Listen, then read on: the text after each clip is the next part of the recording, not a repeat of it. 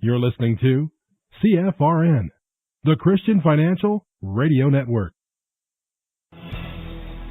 Good afternoon, traders, and welcome back to the CFRN E-mini Futures Cast. This is the daily broadcast of Indeterminate Length, where we discuss all things E-mini, along with some really big ideas on the finer points of trading gold, bonds, crude, sugar, the euro. Joining us today, Mr. Michael Borth. From our trading desk in Chicago, Mr. Burton Schlichter. Now, to get things started, let's go to our host and founder in Studio A, overlooking South Mountain, America's largest city park. Here's Dwayne.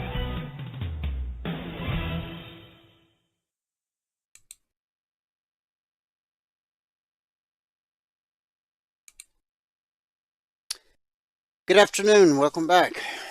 Today is Thursday, 25th day of May, 2023.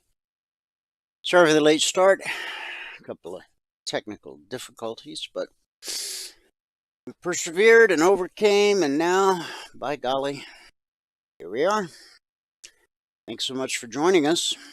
Whoever you are, wherever you are, we're just glad to have you right here, right now. We do 2 live broadcasts every trading day. This is our second broadcast of the day. First broadcast is reserved for members and free trial members only. That is our live training room. To get in there, you either need to be a member or take the 1-week free trial. To take the free trial, if you've never taken the trial, go to mytradingiq.com. And at the top of the page, there's a button that says free trial. Pretty simple. We try to keep everything simple. Click the button. Doesn't matter what day of the week or weekend or hour of the day that you sign up for the trial, you'll still get 5 consecutive trading days.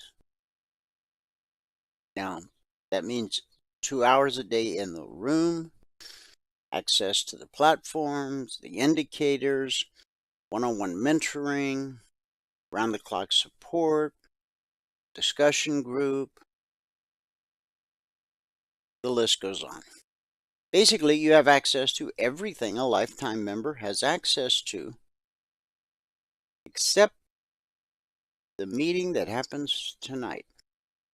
Tonight, every Thursday night, for many years, going back to 2008. Thursday night, we have our members-only workshop.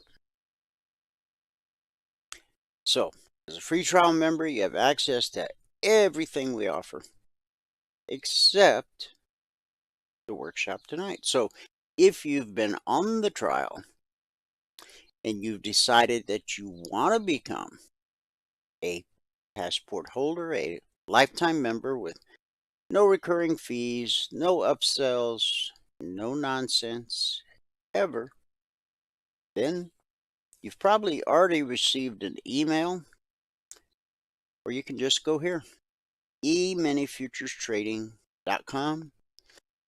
Couple mouse clicks, you become a passport holder, and with us, lifetime really means a lifetime. There's no fine print. And now with your cell phone, it's like you have unlimited talk and text and data. And, well, yeah, sure, unlimited to a point. Come on. Well, we don't have any fine print. We actually mean unlimited. Unlimited one-on-one mentoring.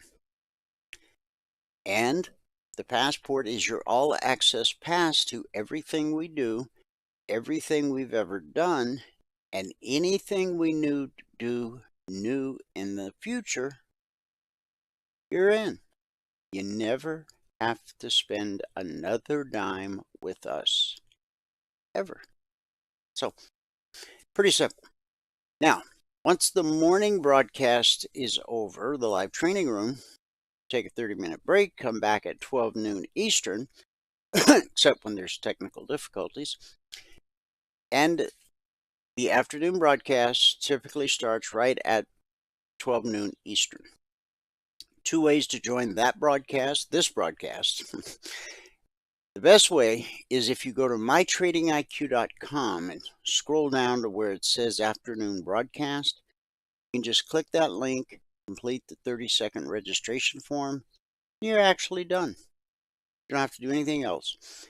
Every trading day going forward, you'll get an email. In the email, there will be a link.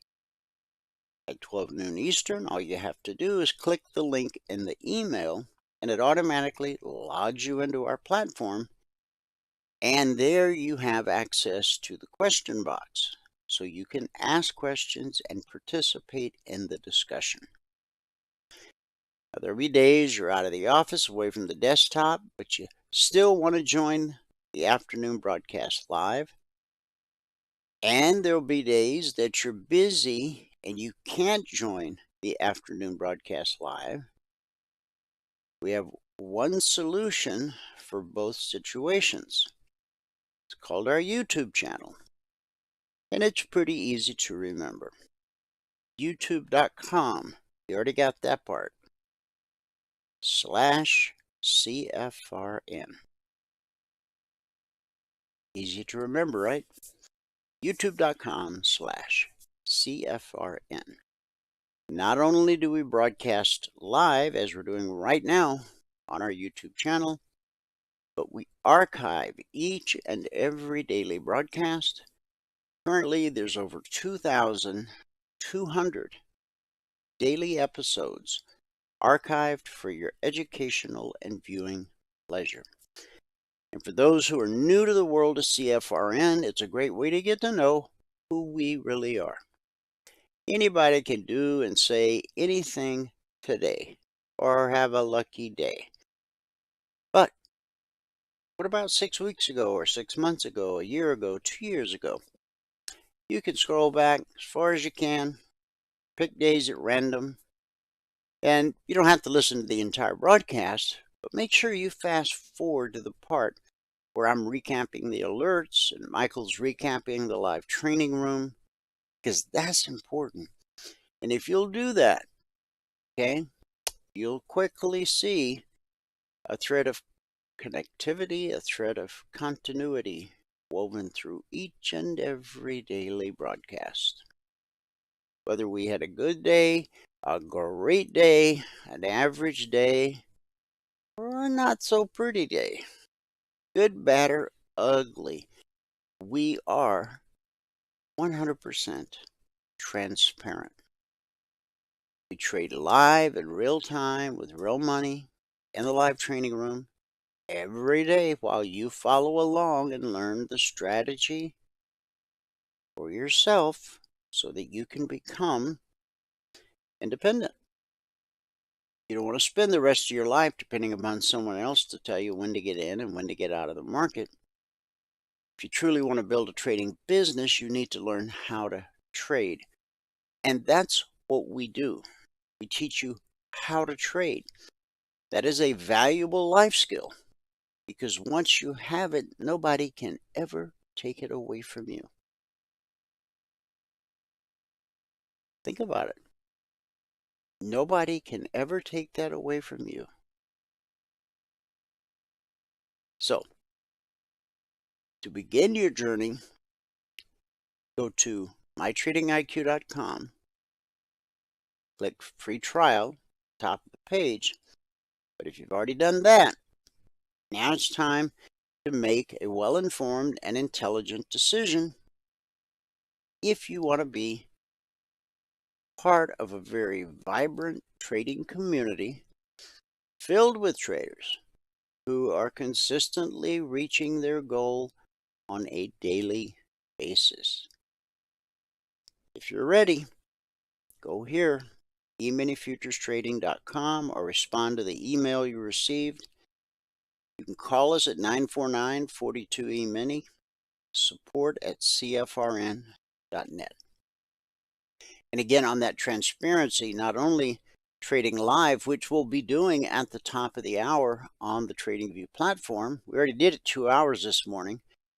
But in this public broadcast, we're going to do it for 30 minutes from 1 to 1:30. So those of you watching this after the fact, you just have to fast forward an hour, if that's the part you want to see. And we'll trade live on the TradingView platform for 30 minutes. And the alerts can't be any more transparent than sending you out alerts well ahead of them actually triggering. The Logic 247 alerts come out around the clock, 24/7, well in advance of when they trigger. There's always time to look at the alert, look at your 30-minute chart, see the window of opportunity that the alert represents, and then be prepared to take action on your smaller time frame when price reaches the entry point of the alert. If you do that enough times, pretty soon you'll start to see the windows of opportunity yourself, and you won't even need my alerts. That's our goal for you. Now, we want you to stick around and be a member of the community. After all, you have lifetime access as a passport holder. But we don't want you to be dependent on us. Depend on us to teach you, to support you, to help you every step of the way. But we want to get you to the point where if we fell off the edge of the earth, well, you'd be okay because you've learned how to trade. Now, we do have bylaws in place. Michael and I are never allowed to travel on the same plane or city bus at the same time. All right, enough of that. I'm already running late. So with a word of prayer, as we do each and every day. And for the past week, and today's the last day on this topic, we've actually talked about prayer. The thing we do, or the thing we know we're supposed to do.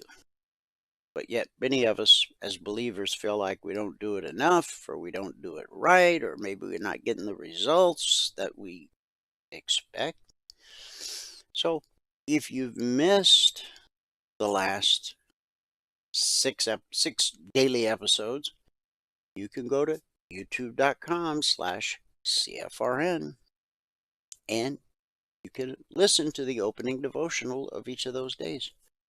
Today's the last day on the topic of prayer. Our scripture today, Isaiah 40, verse 8. I'm sharing from the Message translation. A voice says, shout. I said, what shall I shout? These people are nothing but grass. Their love, fragile as wildflowers.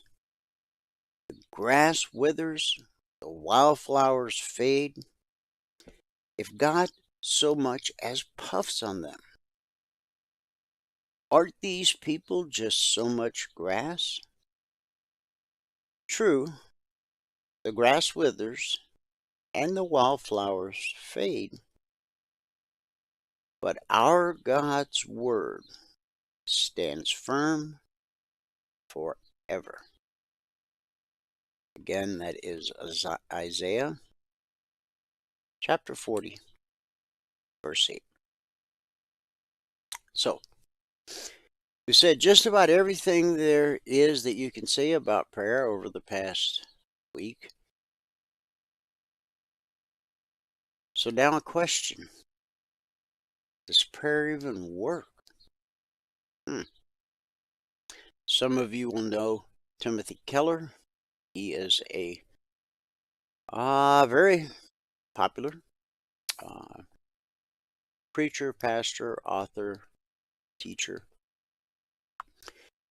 He said this: prayer, though it is often draining, even an agony, is in the long term the greatest source of power that is possible. It's kind of like you go to the gym, right?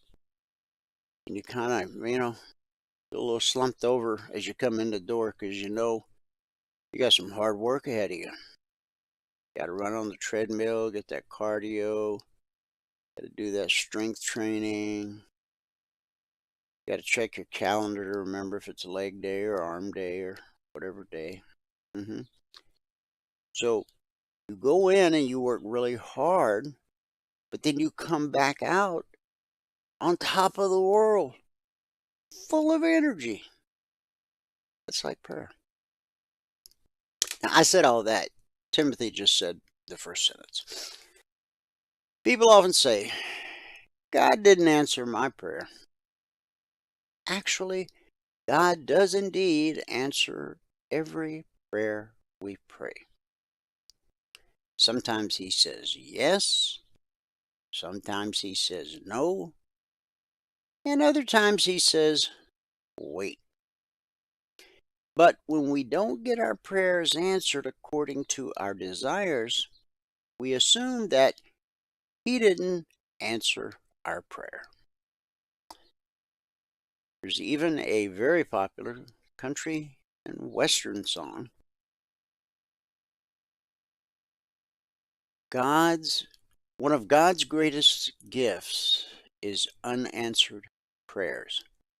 Now, that's a lyric from the song. I'm not sure what the exact name of the song is, but if you put that lyric in Google, it will find it for you real quick.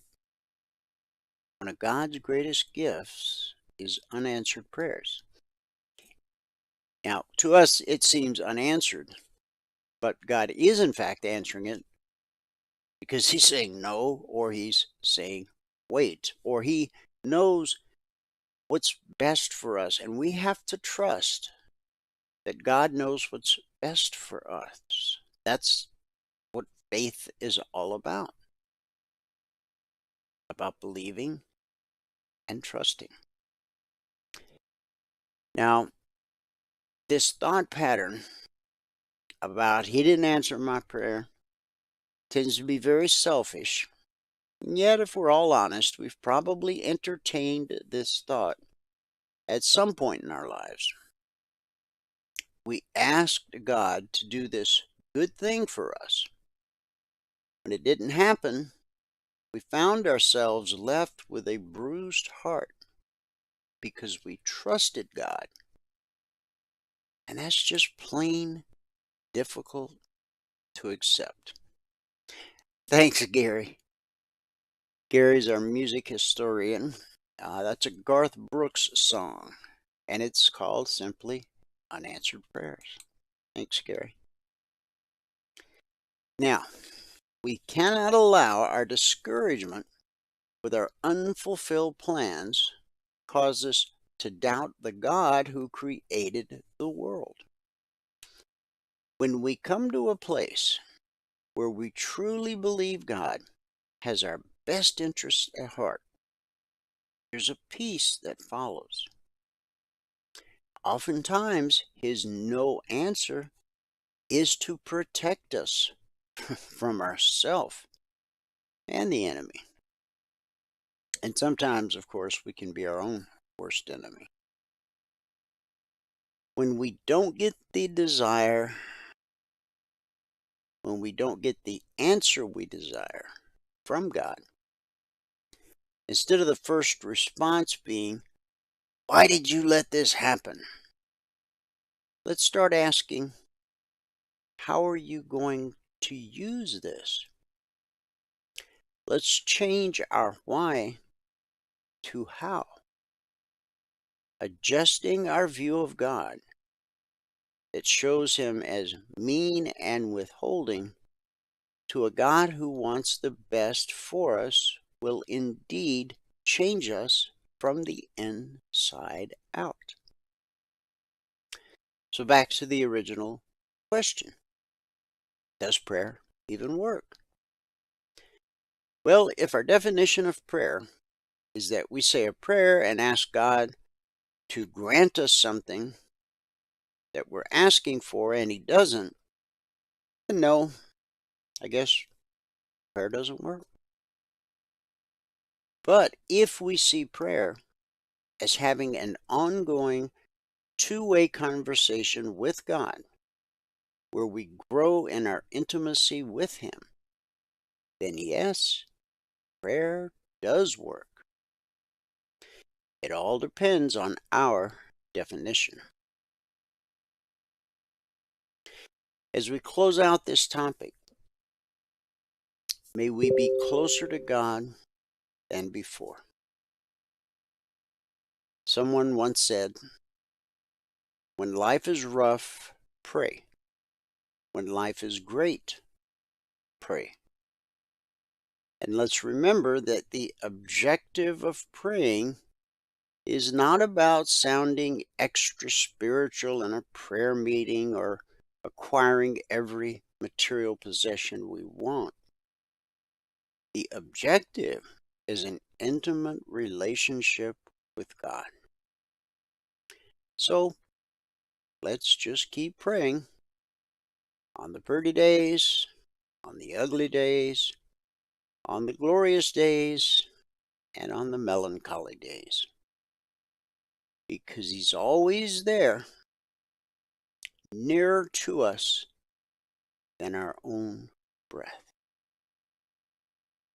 That's the God we serve and the God we pray to.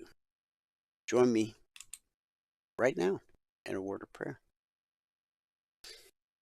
Heavenly Father, we come before you with hearts filled with awe and reverence, recognizing the truth of Isaiah that declares the grass withers, flower fades, the word of our God will stand forever.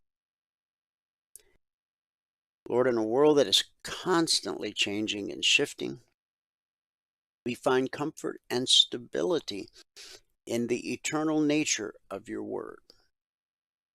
Your truth endures through the ages, transcending time and culture. Your promises remain steadfast and reliable.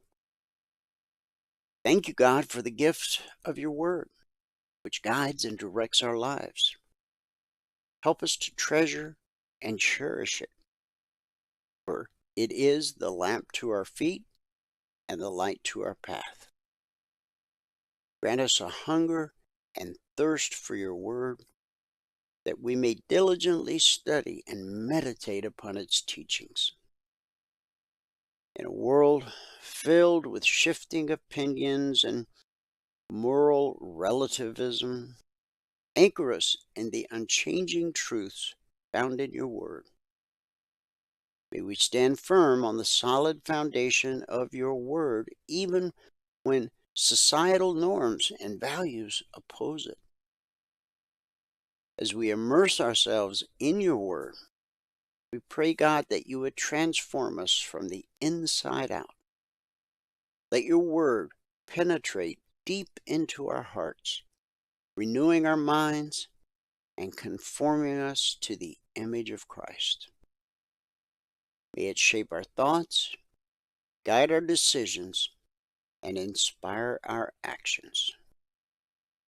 In the midst of life's challenges and uncertainties, may your word be our source of strength and comfort. May it bring hope to the weary, healing to the broken, and wisdom to those who are seeking you. God, we pray for those who have yet to discover the life-transforming power of your eternal word. Open their hearts and minds to receive it, that they may experience the salvation and abundant life found in you. Thank you, Lord, for the enduring truth of your word. May it be a lamp that illuminates our path, a sword that defends us from the enemy, and a source of comfort and guidance in every season of our lives. It's in Jesus' name we believe and pray. Everybody said, amen. All right, amen. Happy Thursday. Hope it's a happy Thursday for you, whoever you are, wherever you are. Let me give you the numbers from around the world. I'm going to start here in the U.S. with the cash markets, or the indices as they're called. The Dow down 139 points. The NASDAQ up 205. That's over 1.5%. S&P 500 is up 28. The Russell 2000 is down 18. Now, we look at the Russell 2000 sort of as our man in the street. It represents 2,000 small cap companies. So sometimes it's a little more in touch with what's really going on in the world, as opposed to the Dow, which is 30 blue chip stocks, or the S&P 500, which is 500 large cap stocks. Often we see the Russell move first. Now, that's not something you can build a trading strategy on. Okay, once the Russell moves, then I'll trade this. Over time, that's just not going to work. Okay, but I'm always curious where the Russell is in the grand scheme of things, because quite often it can lead the pack, but not always. So again, don't try to build a strategy on that. The Russell right now is down 17 points, which is basically 1%. In the commodity basket, crude oil is down $3.05, trading 71.31 last. That's a drop of over 4%. Gold down $20, trading 19.44 last. That's a drop of over 1%. Silver down again today, down 33 cents, trading 22.91 last. That's a drop of over 1.5%. Now, I mentioned this to the group this morning in the live training room. A number of analysts have come out. Looking to see if I still have it here on my screen. No, I guess I don't. Anyway. Oh, yeah, Citigroup. Citigroup analysts have forecast $30 for silver in the next 6 to 12 months. So currently silver right now is trading $22.91. Call it $23. When the price of silver moves $1, that's worth $5,000 per contract traded. Now, margins are kind of high and silver can be kind of volatile. So I'm mentioning this from more of an investment perspective. If Citigroup analysts think we're going to see $30 silver in the next year, that would be $7 more than where we're trading right now. And if each dollar in the price of silver, if each $1 move represents $5,000, well, the simple math is 7 times 5 is 35. So with one contract, that could be a potential $35,000 gain. 10 contracts, it could be a $350,000 gain. Now, I'm just sharing with you what the Citigroup analysts said. Last year, I was calling for $50 silver. And I still believe silver is going to. It's been there twice in its history. Once when the Hunt brothers ran it up, tried to corner the market. And then not too long ago, I don't know, has it been a decade? I don't know. It ran up to 50 and then dropped. Boom. but important prices, important areas are almost always tested. So I do believe that not only will we reach $50 at some point with silver, but that will overcome that double top, hold a pullback, and go higher. You have to keep in mind that most of the gold ever mined in the history of man still exists. Whether it's in Krugerrands, or gold bars, or gold earrings, it's still here. Silver, on the other hand, actually gets used up in a number of technical applications. So we can't say that the majority of the silver ever mined is still in existence. It's not. It's been used up. So, talk with a licensed investment professional if you want to pursue investing in silver. And there's a number of different ways to do it. Of course, you can buy physical silver. That doesn't give you any leverage, but that doesn't make it a bad thing. There's options. There's ETFs. You know, there's a number of ways that you can explore if the idea of investing in silver interests you. In the Asian markets at the close, the Nikkei posted a gain of 118 points. Shanghai dropped 3.5 points. The Hang Seng dropped 369 points, which is almost 2%. And in the European markets at the close, FTSE down 56, the DAX down 48, the CAC down 24. So we had a mixed day in Asia. It was a red day for the UK.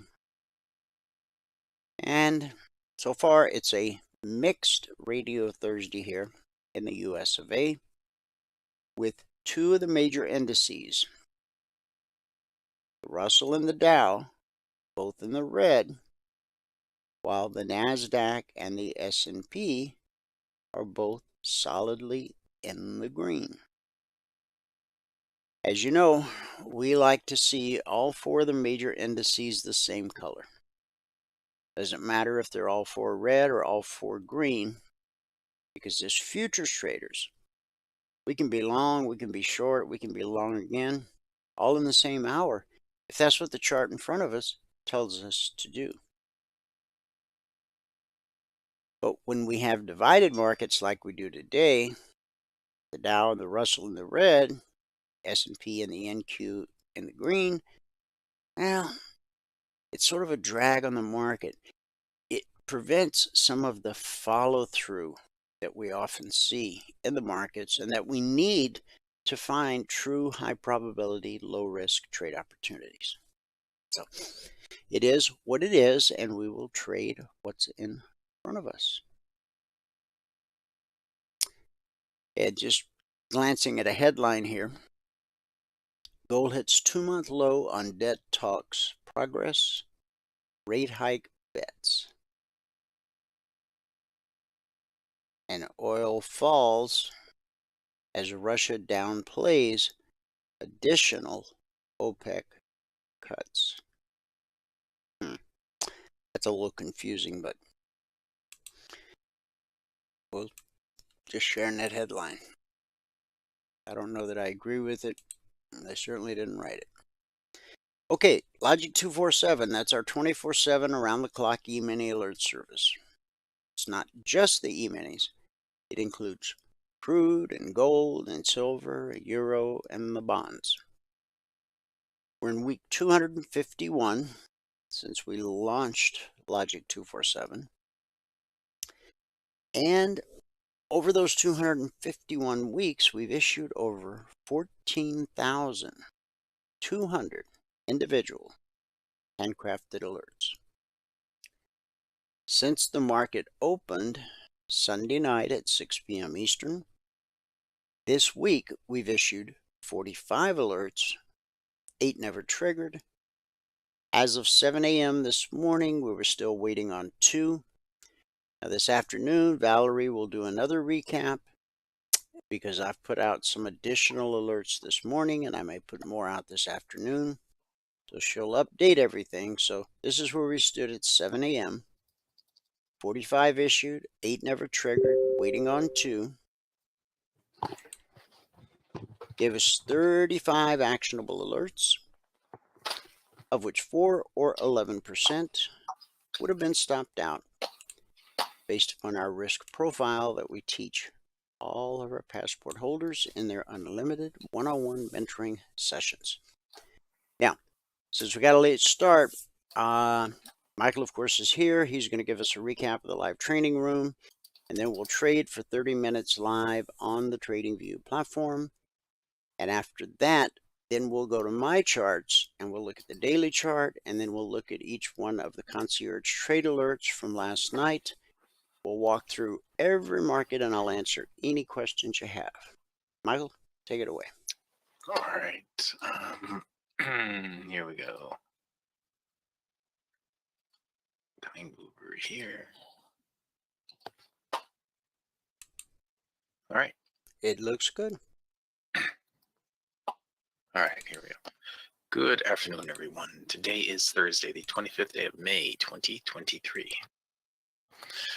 Now, if you've not taken a free trial with us and you want to, then go here to mytradingiq.com. Right here it says sign up for your free 5-day training now, 9:30 to 11:30 Eastern time. Click on that. Now, when you do that, you're going to be sent to a page where you just fill out a little bit of information. But you should also go here to trading platforms and download the trading platform. Okay, now I'm going to show you DT Pro and TradingView, but we also have NinjaTrader that you can use if you choose to. The signals that I'm going to be taking or showing you anyway are going to be taken from the TradingView charts, and the actual trades we place on the DT Pro platform. Right, that's how I do it. And I would recommend. TradingView is not a brokerage; they are a charting platform. So if you take your trades from there, you got to have your own brokerage. You should have your own brokerage that you place your trades on. Again, that's how I do it. Now, getting into the spreadsheet. If you're going to look at the spreadsheet, you have to read all the CFTC risk disclosures down at the bottom. Today is the 25th day of May, 2023. Today we made 92 ticks in the NQ, 17 ticks in the Russell. We lost 2 on gold and we made 2 on the ES. That put us at 550 with 1 contract on the morning session. Today it took 1 minute. Sorry, 1 minute. Yeah, 1 minute and 2 trades to get to $500. That was with I had 5 contracts on at that point. It took 2 trades, 1 on the NQ and one on the Russell. Sorry, 1 on the NQ. That's correct. And we took a total of 19 trades this morning. So on a month now was $6,760. Now that is with 1 contract, right? 2 hours per day. If you want to make more than that, you add more contracts, right? Or you can trade more, whatever you want. But I don't recommend trading more. I recommend just setting a goal that you can achieve every day and then working your way up with the number of contracts. Right? That's how we got $500 this morning with 1 minute, and $500 yesterday was 6 minutes, and $500 the day before with 1 minute, and $675 the day before with 14, $1,075 the day before with 18. So we worked a total of probably almost 40 minutes, less than an hour between here and here, and made about $4,000 bucks. That's where you want to be, right? You don't want to be trading all day long.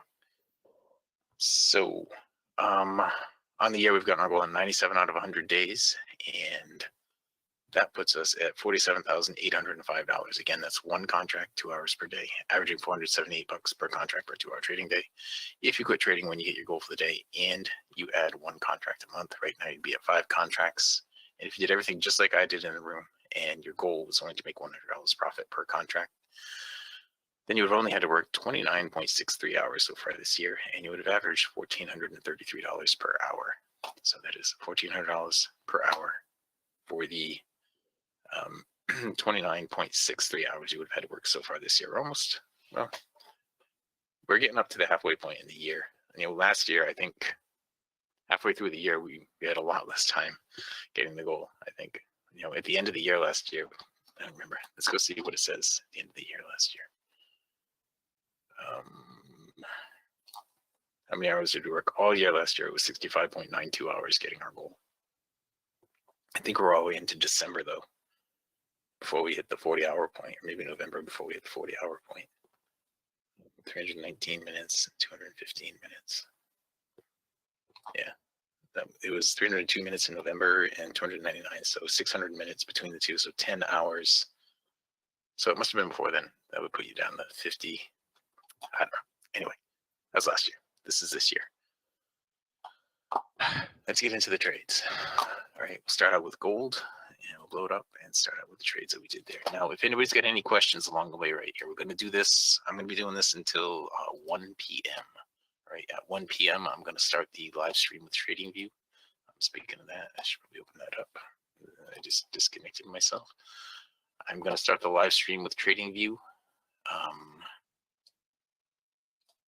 And that is at 1 p.m. So you guys will be able to jump into that live stream. If you want to get to that, go to here, tradingview.com. All right, and it's going to be up at the top. It says that into community, go to live streams. Then it's right down here in upcoming streams. Click on that. Okay. Once you do that, then you'll be able to jump into live stream with me live. Now, if you're already in here, then you don't need to do that. You'll be able to watch it through here as well. So the trades on gold, didn't have that many today. And we did end positive. Let's see. In the pre-market, there were some pretty nice trades, but when the markets opened up right in here, there was a trade here that I missed that didn't put in a higher swing right here. It did eventually put one in there, but then it came right back down. Long-term direction was flat, so no real reason to trade in there or there. We finally took this one here on gold. Is this today? Is this gold? Because right now, okay, we missed the one trade that I did take. I did take this one, I guess, because I stopped out on it. Somewhere I have a stop out. That must have been it right there. I stopped out on gold. That was -10, and then I got a +7. That put me at -3, and then I got a +1. That put me at -2, and that's where I ended it for the day on gold. During the break, long-term direction was really flat. You didn't have a lower swing. You had no reason to trade in here. You could have taken this one right here. It would have given you some profit. Probably it looks like 8 ticks in profit it went. So you could have locked in a break even at least, maybe taken some profit on that. But there wasn't really a lot there for gold today. Okay, and the Russell. Now ignore these teal arrows. Something else that I'm working on for you. Maybe in the future. Maybe in the future it'll be useful. But for right now, it's not. All right, so in the Russell. Our very first trade was in the Russell. I know it was. Where is it? It was our first trade was on the Russell. We picked up 10 ticks on the short. I don't know why the arrow's gone, but we picked up 10 ticks on the short on the Russell. It was this right here is where we got it. 10 ticks on the short on that one right there. I don't know why the arrow went away on that. I must have deleted it somehow by accident. But we had 10 ticks on that one. Then the next one that we took, it might have been this. I picked up another 13 ticks to get us to 23. And then it doesn't look like I have any arrows on here on the Russell. But our next trade after that, we stopped out and put us back down to 13. So I'm guessing stop out was probably right in here, maybe. I don't know. But I stopped out and I put us down to -13. And then we had one more positive trade. We got to 17. But if we look beyond here, you know, when the room shut down, after the trend change, I would have been looking for a deeper pullback. So right here was the trade. Right here, put it in a lower swing, gave another one right there. Right here, you didn't have to hit the ribbon because we were already in a nice strong trend. You could have taken that. And this would have been the last one right here. These combination of these right here would have been the last one that they would have taken. It would have been a break even right in there.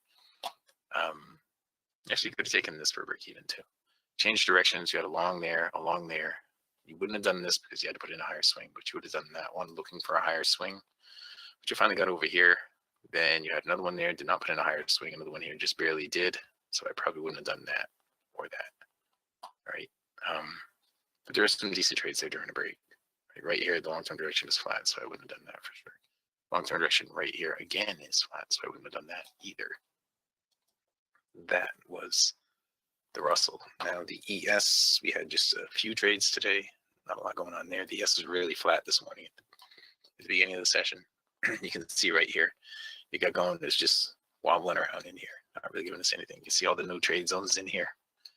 There really was not a lot of opportunity to trade the S. We got one tick on the first trade. I don't know where it is, but we got one tick on the second trade, and we had a break-even trade in there somewhere too. I don't know what happened to my arrows, but we had a break-even trade somewhere. I think it was, where was it? In here, probably. We had a break-even trade, and then we had a +1 tick, and then we had another tick. So we ended up with +2 on the ES. Now during the break, this is during the break in here. I wouldn't want to do any of this until we got a deeper pullback. So we would have had a deeper pullback here that gave some profit. After the direction change, we want to have a deep pullback. Okay, change directions again. So this would have been the one I was interested in right here, the deep pullback down to the ribbon. Gave a little bit of profit, and I wouldn't be interested in anything until it puts in a higher swing there. So when I start doing this live trading here in a few minutes, I don't know what we're going to end up with this afternoon, for this half an hour. But we'll take what we can get in here. Let me hit Alt and back on this. Okay, we'll go back to the beginning. On the NQ, we had most of our trades this morning were on the NQ, as they usually are. And we'll just scroll backwards here. And eventually,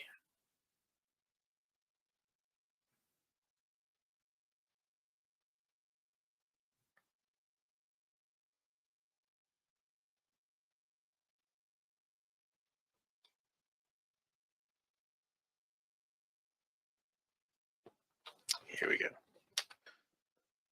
All right. Well, we're almost back to the very beginning. Now we did have one trade. I don't know if all the arrows are going to show up here. Let me get rid of those teal arrows again. Yeah, I don't think they are, because I think we took this right in here, and that's where we picked up the other 10 ticks to get us the goal for the day.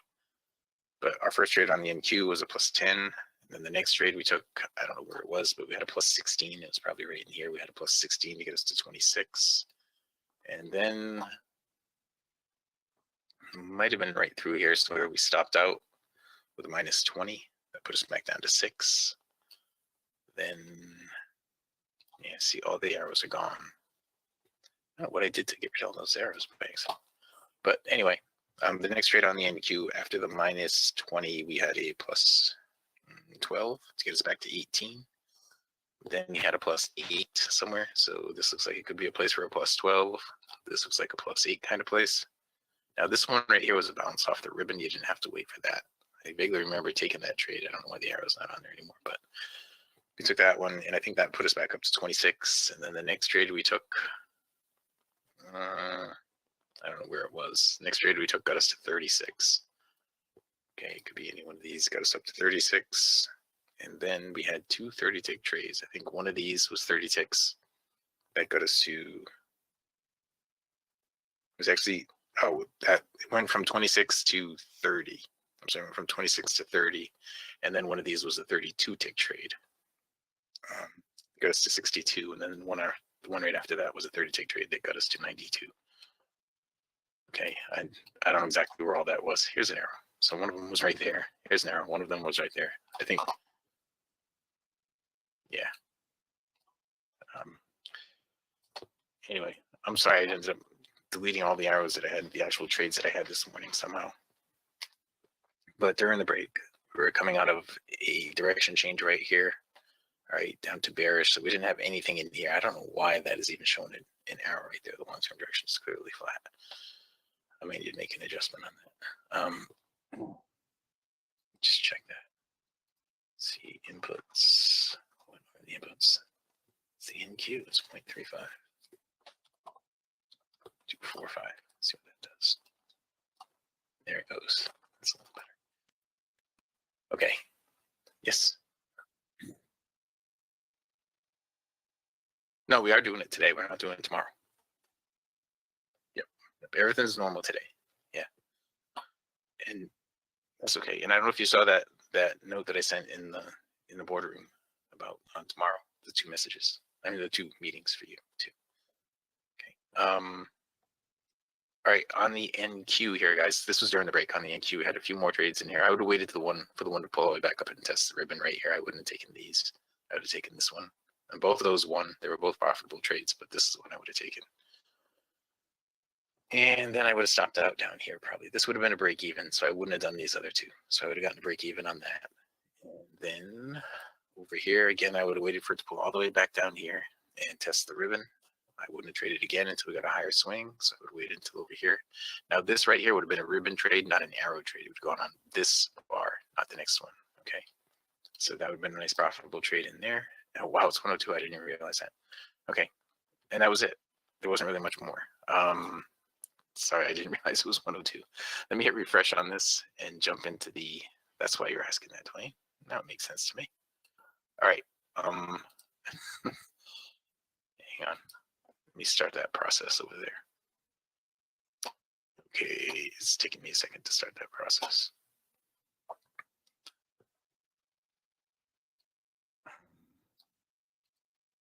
Okay, so if I do that, click on that, and I shut that off, and I click that, and I go here, and click entire screen, and I click that, and I share that, and then I hit start stream. All right, so this is almost started over here. Right now it started. All right, so just to wrap up what I was doing for everybody in the other room.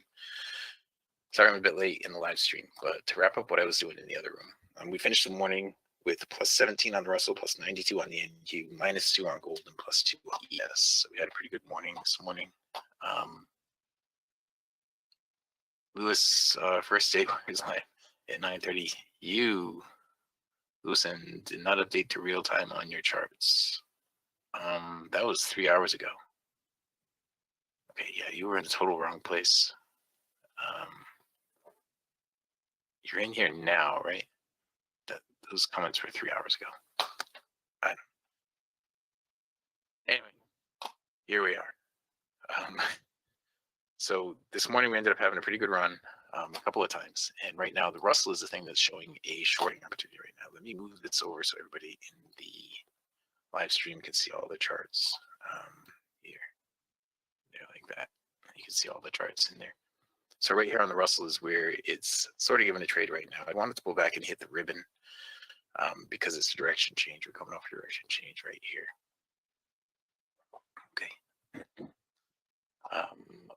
Over here right now, we're just going sideways. We don't really have a trade here on gold. We needed to put in a lower swing. On the NQ right now, though, there's a trade setting up right there on the NQ. It actually, well, right here, the reason why it didn't trigger an arrow is because the black line hit the green right there. That's why it didn't trigger an arrow.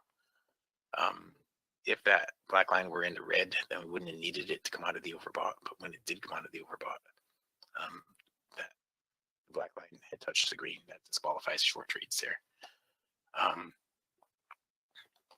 So what we would do right now on this is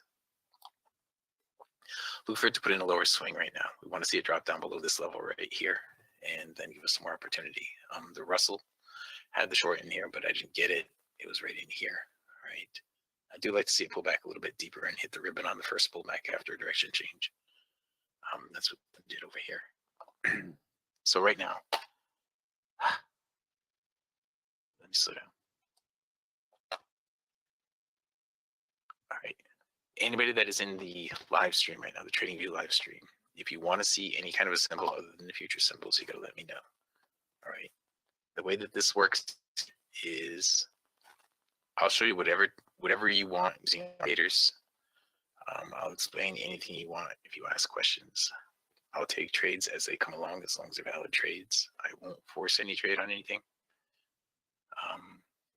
You know, if you want to look at equities, you want to look at some stocks or some cryptos, you just got to tell me what's simple, and then I will be happy to go and show you how our stuff works with anything else. Right now, what we're looking for, price always runs the same pattern, right? It goes down and up and down and up and down and up. And what you want to do, what we do, is we sell on the pullback and buy it back here. We'll sell on the pullback and buy it back here, and sell on the pullback and buy it back here. But the deal is it's got to continue the trend to be able to do that, right? It's got to continue the trend. Now, this is not a valid trade right here. The reason it's not a valid trade, let me show you. We did pull back and hit the ribbon, but the black line has to be in the red if you're not pulling out of the overbought down here. The rules for the trades are right here. If you go to mytradingiq.com and click on trade rules right here, these are the rules for the trades. Right, this would be a short trade without the slingshot. That's what this would be. Right, the slingshot is down here in the bottom. If it were with the slingshot, it'd be coming out of the overbought. Right, but since we're not in the overbought, this is without the slingshot.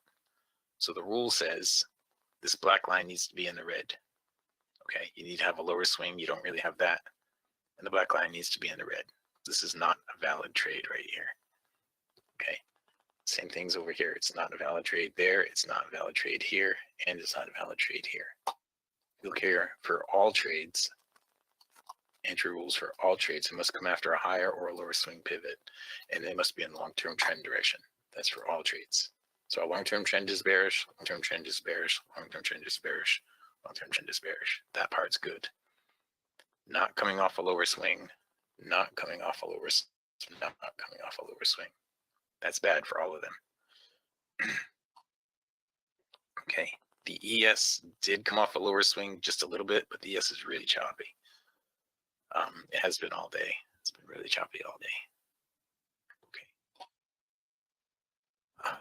Okay. So what we really need for the markets to give us anything, they gotta get out of this consolidation that they're all in right now. All four of these markets are in consolidation. So if anybody's got anything they want to look at, like yesterday,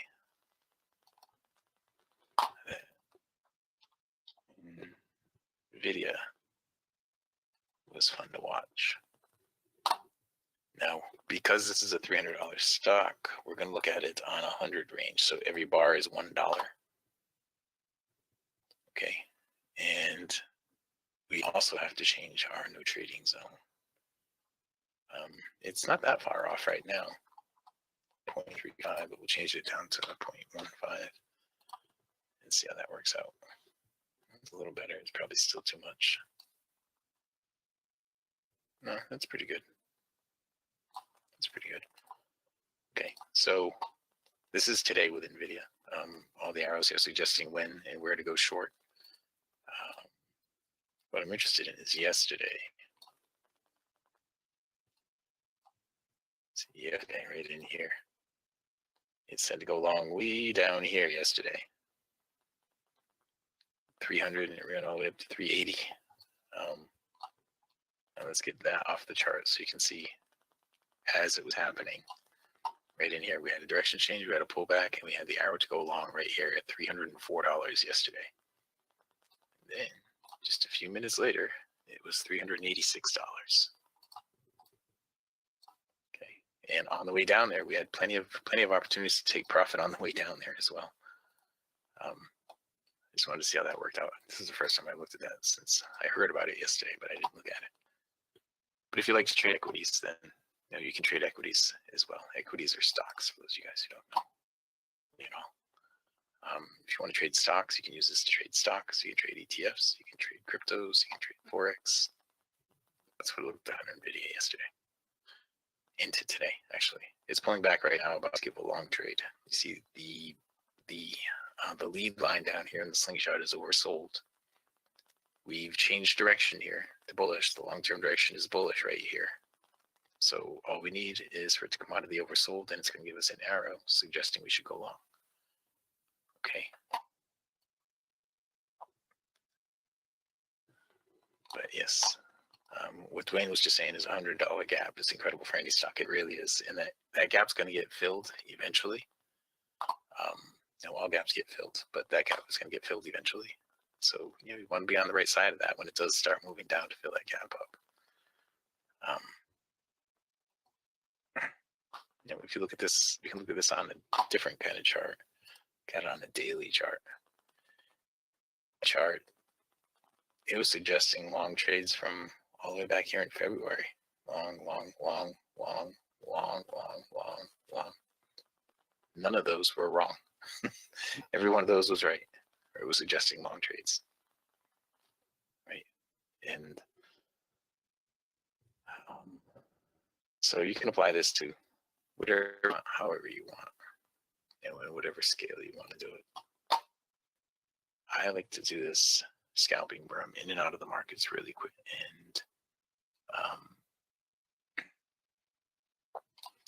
at the end of the day, I don't have to worry about open positions at night. I know exactly where I stand at the end of every day.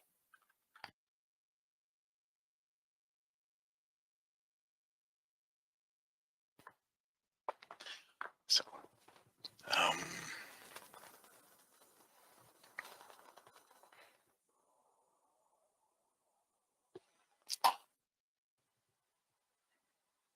if anybody wants to see any more equities, we can look at, I don't know if anything else gapped with that. I think there was some other things that gapped with that. What else gapped with NVIDIA? I know there was some AI stocks that gapped. Let's just look at that one gapped with it. It's got a little gap right here. Okay. That's not really a little gap. That's a pretty big gap. 122 up to 124. Well, it's a couple buck gap. But if you look at that one, we'll spread it out and look at that one and see what it was suggesting yesterday. It was suggesting buying here and here and here. So it was all good. The futures just aren't giving us anything to trade right here, guys. So I'm not going to try to force a trade on here. We're going to wait until we get something worth trading. Anybody want to look at anything else?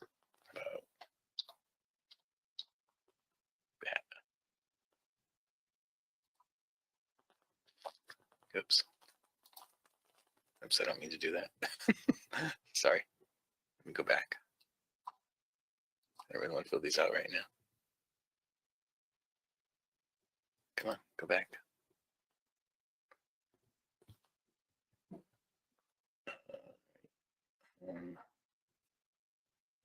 It's supposed to be going back here. Let me slide this down, all the way down, like that. And just go here, back to TradingView.com. Okay.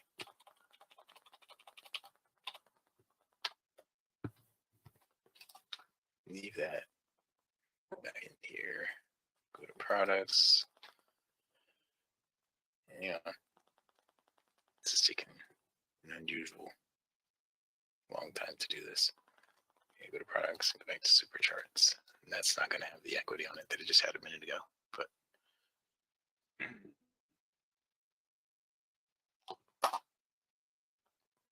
here we go. Well, that's interesting. Then it brought us back to this one. Well, this is equities as well. AMD, you see, had a gap up. That's not really what I was going to look for, but it's okay. This one right here. Close that, and this should bring us back where we were.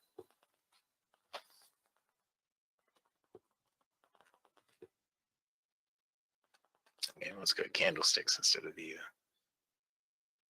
You just bought some love stock for long-term investment. You see what that looks like? Sure. Go look at that in just a second. Let me finish letting this thing populate here. And you see with range bars, TradingView now has candlesticks available for range bars. Okay. That's a new thing. Right, so LUV is what you said, right? LUV. Term, Southwest Airlines. Now, okay, it's giving me this again. I really don't want to have to do this. I think this is the thing that I was talking about. I thought you'd done that, though. But anyway, hang on. What is it? 116. Okay, we're back to the AMD. Let's try it straight from here. LUV. Oops, not that. LUV. Southwest Air. We shouldn't have an issue with that. Okay, so here. Yep, we got these. Same stupid thing again. It looks like well, all right, well, I can't look at that one apparently. Sorry, KCR. How are you supposed to get in the live room? The Pro 5 account on TV charts, 10 minutes lag. Can anyone help? Yeah. Lewiston, we can help. Okay, not right now, but we can help. We'll get together and set up a meeting. Okay, I have your email and all that stuff. I saw you signed up last night. Yeah, you missed the room this morning. It looks like you were trying to get in. You were clicking on the wrong link because the room did run 9:30 to 11:30 this morning, as it does every day. Okay. Is TradingView lagging? I don't know, Michael. I can't seem to get anything open here.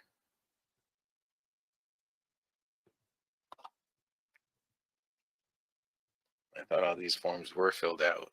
I didn't think we had to fill anything else out. And everything is really slow opening up. It doesn't have a D in there for delay, so I don't think it's lagging. But let's go to this one right here. That is candlestick. Click on this one right here. Let's see what that brings us. For everyone that's in the live stream, sorry about all this. The Pro on TradingView charts, 10 minutes lag. What is that? Something 30 link? What is that? 9:30 link. 9:30 link is the one that was sent to you last night to get into the room in the morning. And that was the one that was sent to you last night to get into the room in the morning. Okay. To get that, you did this already, but to get there, if you go here to mytrading.com and you click on this right here and fill out the form that comes up after that, you did that yesterday. I'm pretty sure it was you that did that yesterday. You fill that out, and then you'll be sent the link to get into the room in the morning. Now that was sent to you. I sent it to you. Well, it was sent to you automatically. And then I think I sent it to you again personally. And then I think Valerie sent it to you again this morning. So you got the link. You just clicked on the wrong one because you probably got a bunch of links sent to you all at once. Okay. All right, but you did get set up last night. I remember seeing your ID go through for TradingView. So you are set up for the TradingView charts, right? If you go to indicators on your TradingView charts, if you go to indicators and your invite only, you'll have the context and the slingshot. The ultimate slingshot will be in there in your invite only. Oops, I just added all those again. So you will have those in your invite only category. All right, and you can see on my charts, that's all I have is the ultimate slingshot down here and the TIQ context up here. You don't need to change anything, just apply them to the chart. Okay. Once you get applied to the chart, if you go to mytradingiq.com, click on trade rules, watch this setup video here. It tells you how to set up the sensitivity settings. And these are the rules for the entries and the risk management and the exit for all the timeframes that we use. All the markets that we use, all the timeframes that we use. It's all right there for you. Okay. Yeah, there's a 10-minute lag because you have to pay for data. To pay for data, you go here, click on this. Then inside here, you would go to accounts and billing.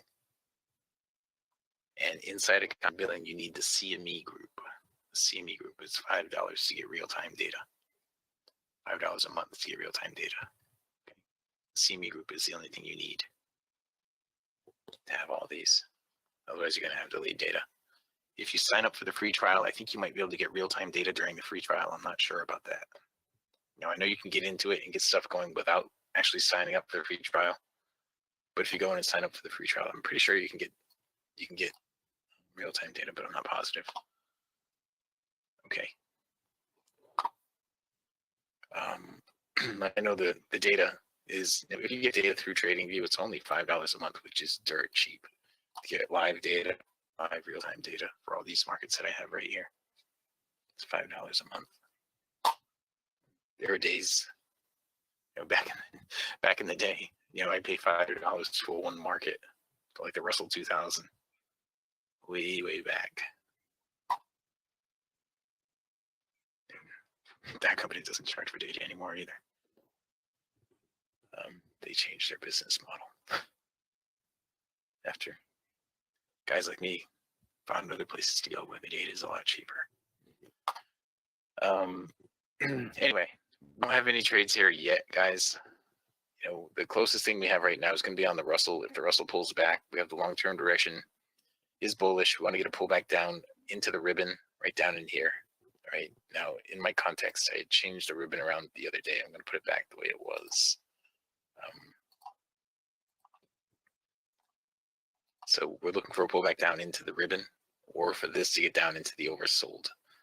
Now, this is the first pullback after a direction change. See, this was bearish and then turned to bullish right here. So I want to have a deeper pullback on that direction change. Okay.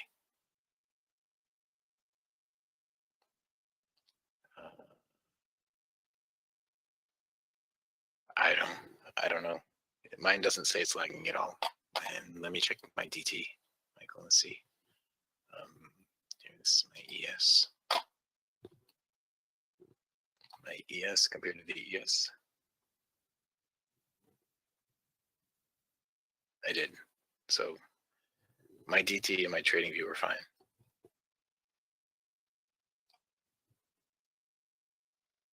Okay.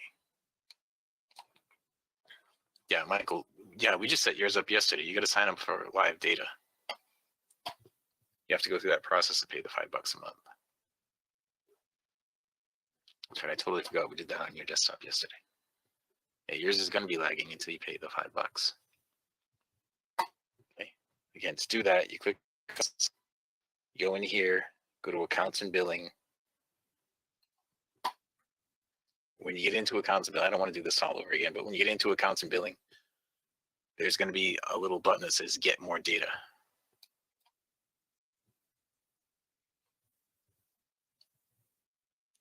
I don't know about that, Michael. I think you can get the live data for sure. Yeah, you got to pay the $5. You can't get it for free, but you can go and get the, just do what I just said. Go here to accounts and billing. And when you click on that, it's gonna, I'll just go through it. I'll just leave this. Hang on, let me hit that, hit save on this. And I'll just go through the process since we don't have any trade setups here anyway. Go to accounts and billing. And it's gonna be right down here. Here it is. Add extra market data. Click on that. And then the thing that you need is right here, the CME group. This one right here, it's $5 a month. Click on the CME group. That'll be all the markets that I trade right there. Okay. That's all you have to do to get your live data.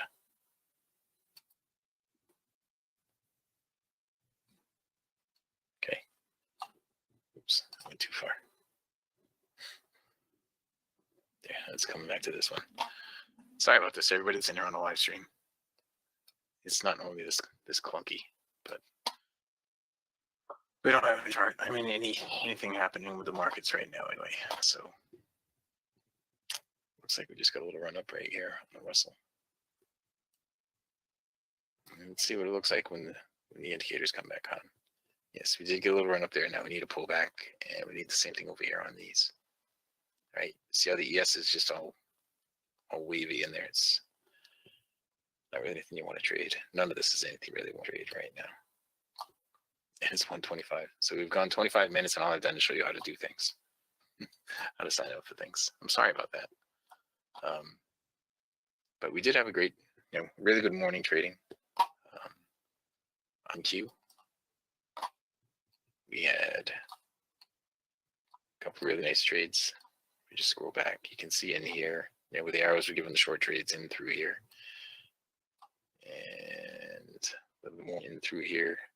We had a 30 tick trade and a 32 tick trade in here, I think, on those two. And there was just a lot of opportunity today. There's not right now. There's not a lot of opportunity right now. So we're not going to trade things that don't actually meet the requirements. Okay. Lewis Sons. I'll make sure you get the link to get in there tomorrow morning. Okay. I know it was sent to you probably 2 different times, but you probably clicked on the wrong one. You weren't able to get in there. So I'll make sure you get it for tomorrow morning. Okay. And your trial will continue on to tomorrow too. I'll say that to everyone else. Anybody who's in here who wants to take the free trial, I know we haven't shown you anything right now, but if you want to take the free trial, if you like the way that we trade and you want to take the free trial, then go here to sign up for the trial. And if you sign up today, you will also get put in the free trial for next week. Okay.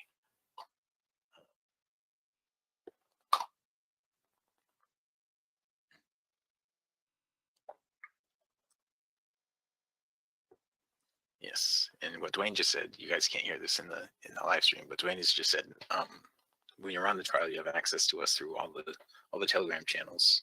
You know, and the Telegram channels are open 24/7, so you can get in there and ask questions, and there's usually going to be somebody around that can help you out. And that is part of the trial, part of the whole community involved with it. All right, so it is 1:28. It doesn't look like I'm going to get a trade here in this session. This is in the live stream, but it is what it is. I can't force the trades. We're pretty close to getting one here on the NQ. Actually, all 3 of these markets right here are pretty close to giving us a trade. They all started to move just now, and they're all looking to pull back and give us a trade setup. So we'll see. It could happen. Could happen. It only takes a minute or 2. See, on the NQ, we need this to get down into the oversold, or we need to actually touch the ribbon. This needs to get into the oversold, or we need to touch a ribbon. This needs to get into the oversold, or we need to touch a ribbon. So the NQ is the closest one right now to having something, but I don't know if it's going to. Okay.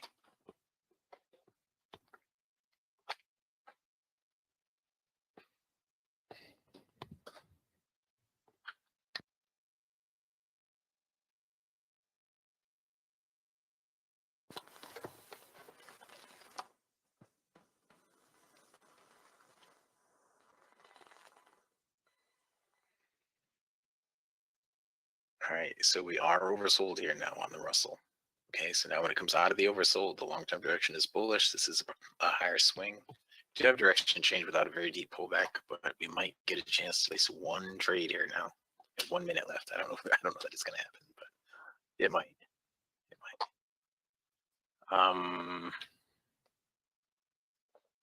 I don't bark. I haven't been doing much with it at all. The question was about options trading. I have a spreadsheet for that. I don't keep a spreadsheet for that, and I don't do it very often. Usually I'd be doing it around something like the FOMC and things like that. But I've been so busy lately that I haven't had time to really focus on it. All right. So there's the arrow up on the Russell. Now, I said earlier, after a trend change, I like to pull back and hit the ribbon. I'd really like to wait for that to happen here. I know we got the trade right here. We got the arrow because it pulled out of the oversold. But this would be forcing a trade for me if I took it right here. Okay. What we anticipate is that it's going to get up to here, at least up to this level right here, which would be 58.3. And the DOM is suggesting that it's going to get exactly to that level at 58.3. Okay. I forced the trade for you. Okay, so the DOM is suggesting it's going to get exactly to that level at 58.3. Now it's suggesting it's going to get all the way up there to 59. So we'll just lock in 4 ticks on this, and we'll see. 59 is what we should get up to right now. Okay, so we'll ride this one trade out and see what we get out of it.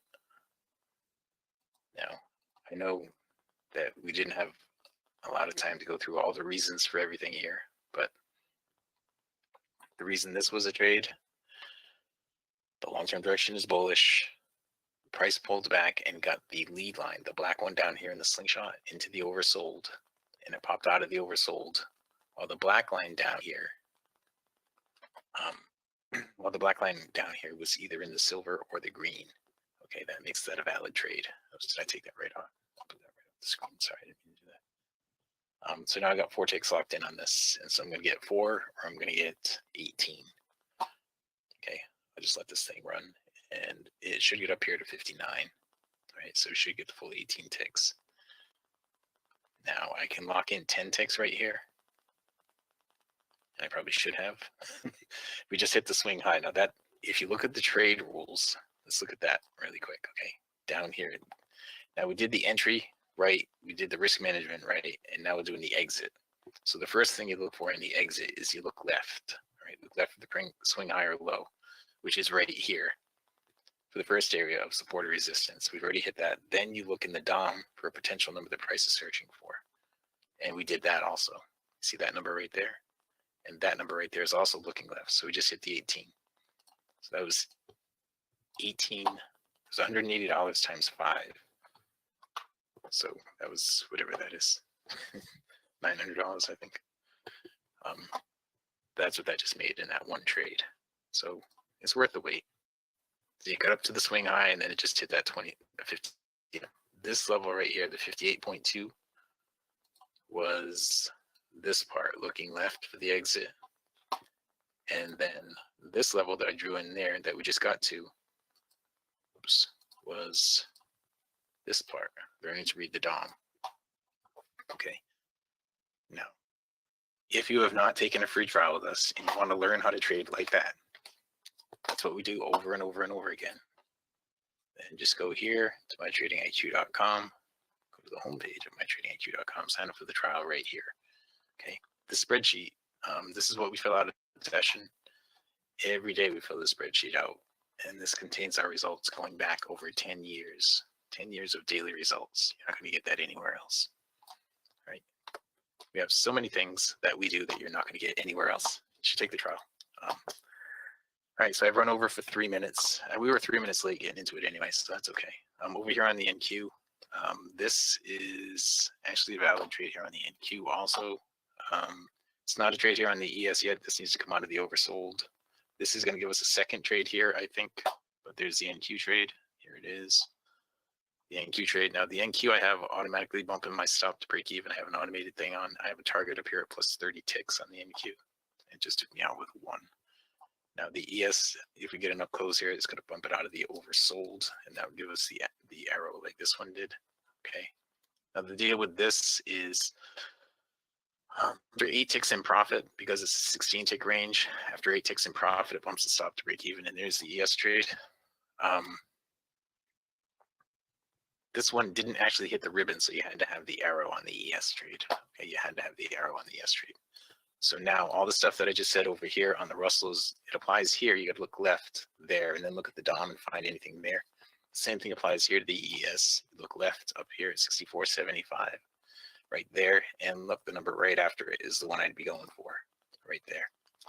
Okay, so that's how you do it. So who knew in 6 minutes we're going to have 3 trades? We're going to get another one here on the Russell too. If we get enough close on this bar and it pulls it out of the oversold, I made another long trade here on the Russell. Right. So I know I brought over a little bit here, so I'm just going to wrap it up here with that. Let me get in here and see if anybody asked any more questions. Hang on. I have to reconnect everywhere right now. I'm just disconnecting myself in 2 places. All right, so let me slide this over, and you can watch all of this. The ES chart is, the ES trade is still going on. The Russell trade didn't happen yet, and the NQ trade we ended up with a break even on. So I am going to wrap it up with this. If you guys want to take a free trial with us, you like what you see, go to mytradingiq.com, sign up for the free trial right there. All right, you get all the indicators, you get access. The only way to get these indicators is to sign up for the free trial. You're not going to get access to the indicators any other way, right? Sign up for the free trial, and we'll give you all you need. I got to wrap this up because I have another meeting coming up, but thanks for coming today, and we will not be doing a stream like this tomorrow or Monday. All right, we'll be back on Tuesday with the stream. All right, we'll be back for tomorrow morning. Lewison's, we'll be back tomorrow morning for the trading room in the morning, 9:30 to 11:30. But this stream right here, we won't be doing tomorrow or Monday. Okay, now with that, I'm going to stop the stream. Again, sign up for the free trial. It's absolutely free. There's no credit card required. Have a great weekend. We will still do the afternoon broadcast tomorrow. Yes. Yeah, the afternoon broadcast will happen, just this part. Just not this part. This part, yeah, this part won't happen. Okay, so we can pass it back out to fabulous Phoenix, Arizona, in Studio A, overlooking South Mountain, America's largest city park. And there it goes, and there's the trade on the Russell too. Ding. Trade on the Russell. The ES is still struggling to work right here, but the Russell's got the long right here. The ES is still working on the long, and so that's it. Recap of the morning session. 1 minute, 2 trades, $500. Love it. Good job. Thank you. Thank you. All right, so I'm gonna get set up for the next meeting right now. All right. Okay. Thanks, All right, everybody. guys. We covered this briefly. I'll run over it again real quick. Logic 247. We're in week 251. Over 14,200 individual handcrafted alerts. So far this week, since the markets opened Sunday night, we issued 45 alerts. This was as of 7 a.m. Valerie will update this recap this afternoon, again this evening. At 7 a.m., it was 45 alerts, 8 never triggered, waiting on 2, 35 actionable, 4 stopped out, which is 11% of the actionable.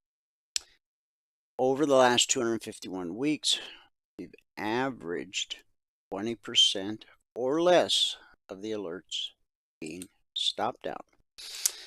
Now, our original alert service, the concierge trade alerts, they're a little bit different. And it's not an either or proposition. The two work hand in hand. Okay? The CTAs are based on historic price action, whereas logic is based on current price action. And when historic price action meets current price action, that's where you'll find some of your best high probability, low risk trade opportunities. The CTAs, as opposed to coming out around the clock as opportunity presents itself, CTAs are published as a static report each evening shortly after the Globex open. So the markets opened last night at 6 p.m. Eastern, as they do Sunday through Thursday.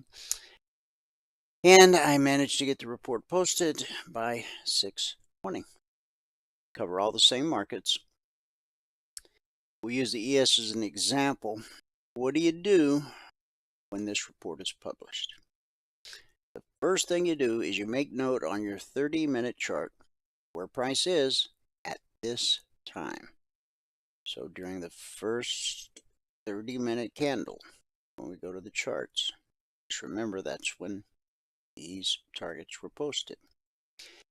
Well, once you make note on your 30-minute chart where price is at this time, draw a line in the sand at the long target, a line in the sand at the short target. Those serve as great visual cues to help you stay on the right side of the street. So you're not buying a sell-off or selling a rally kind of thing. Now, once you've made the note of the where price was at that time and drawn your lines in the sand, from there it gets pretty simple. Price gets above the 30-minute BBC, it's attempting to reach the long target. If price gets below the 30-minute BBC, it's attempting to reach the short target. You still have to look left to spot any potential obstacles. That would be previous swing highs or swing lows, which can become current support or resistance. And over time, you'll learn how price behaves around a weekly trading zone. We've published the weekly trading zones since December 14th of 2009. They come out every Monday morning at 6:15 a.m. Eastern. And once they're published, they're carved in stone for the entire week. They don't change in any way whatsoever. Now, you got to be able to resist the urge to make it more complicated than that. As long as you know which way the wind is blowing, it's pretty simple to reach your goal for the day. And we use multiple time frames to help us know which way the wind is blowing. Our strategy and our indicators are not designed to, quote unquote, beat the market.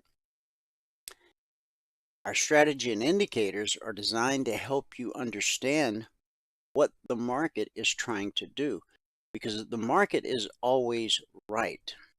And so if you can simply do what the market is doing for a few minutes, you've got your goal for the day. You can put the mouse away and then go do life. Whatever it is God created you to do. Ministry costs money. Some people are surprised, when they decide to sell out for Christ, and man, they're going to change the world, and they're going to go to foreign countries, and they're going to preach the gospel and build orphanages or whatever it is they're going to do. It takes money, and it doesn't fall from the sky. So, for many people, trading is a way to earn an above average living while also providing a much more valuable commodity than money, time. Time to do life. Some people approach trading as just the way to make money. And they're the guys that want to sit in front of the screen all day. And usually by the end of the day, whatever they've earned, they have returned to the market. Okay. Our goal is to teach you how to get in, get your goal for the day, get out, put the mouse away. 2 points out of the S&P is worth $100 per contract traded. Once you've earned the right to trade 5 contracts, then it's $500 a day. Like this morning, it took Michael 2 minutes to get 2 points out of I don't know if it was out of the S&P or one of the other markets, but it was worth $100 per contract, and because he was trading 5 contracts, it was $500. Most people can live on $500 a day. By the time you earn your way up to 10 contracts, then the same 2 points is worth $1,000 a day. You should never feel compelled to trade more contracts than you're comfortable with. 24/20 blueprint really maps out how you move from the demo, where you're learning the strategy, to going live with 1 contract, to adding your 2nd contract with profit you earned in the market, where you then are notified when it's time to add the 3rd contract, the 4th, the 5th, the 10th. Blueprint goes all the way up to 20. By then, we figure you have the hang of it. It's called the 24/20 blueprint because it is designed to help you go from 1 to 20 contracts over a period of 24 months. Not a get-rich-quick scheme. It's about building a business. That's why the 24/20 blueprint also teaches you how to create a business plan and a trading plan. 9 out of 10 new traders fail because A, they don't have someone to teach them how to do the job, and they don't have a business plan, and they don't have a trading plan. They don't even know they need one, but they do. Now, because this broadcast is open to the public, anyone who's not a member or on the trial, you did not get these numbers last night. So if you want to grab a screenshot, please do. And then we're going to walk through each and every one of these markets pretty quick.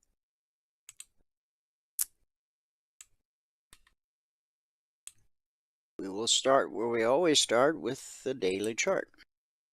Now, some will say, I don't trade the daily chart. Me either. You might say, I don't trade the S&P. Doesn't matter.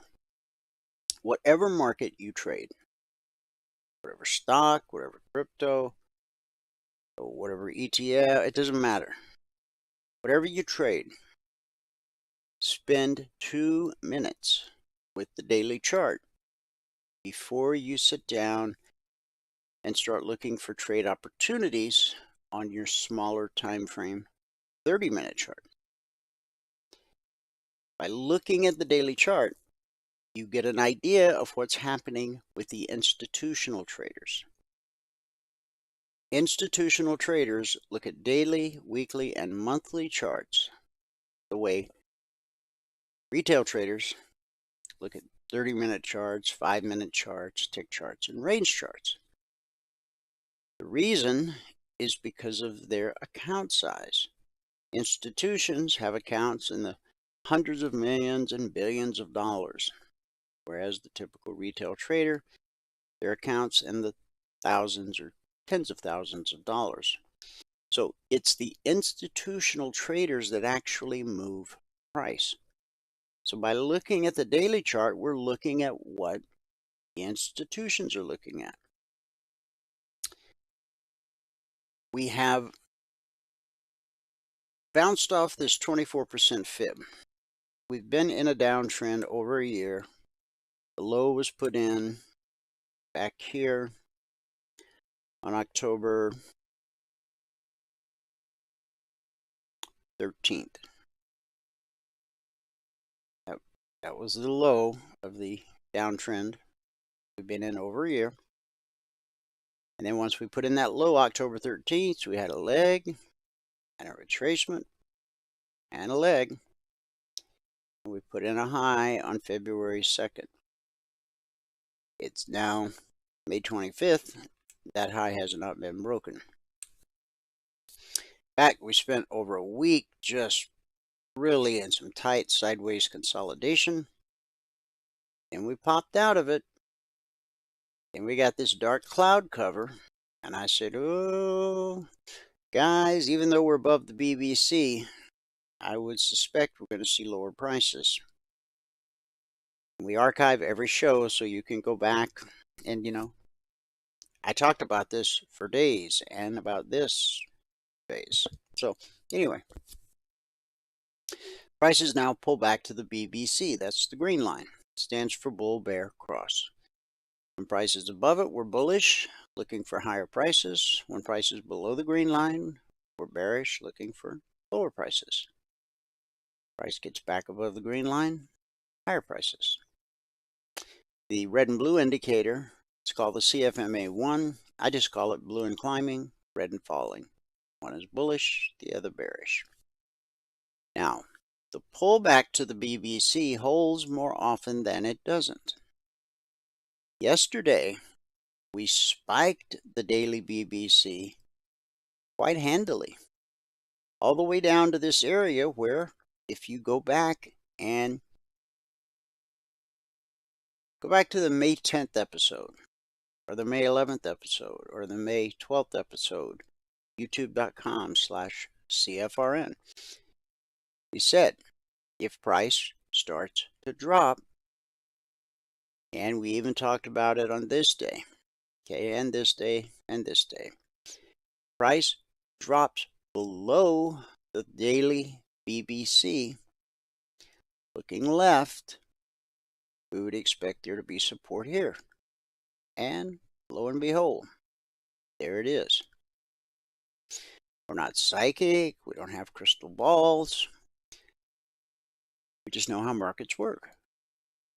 And we know that the pullback to the BBC holds more often than not. And we've spiked it now 2 days in a row. This session started out with a red candle on the way down, but it's recovered. It's now back above the BBC.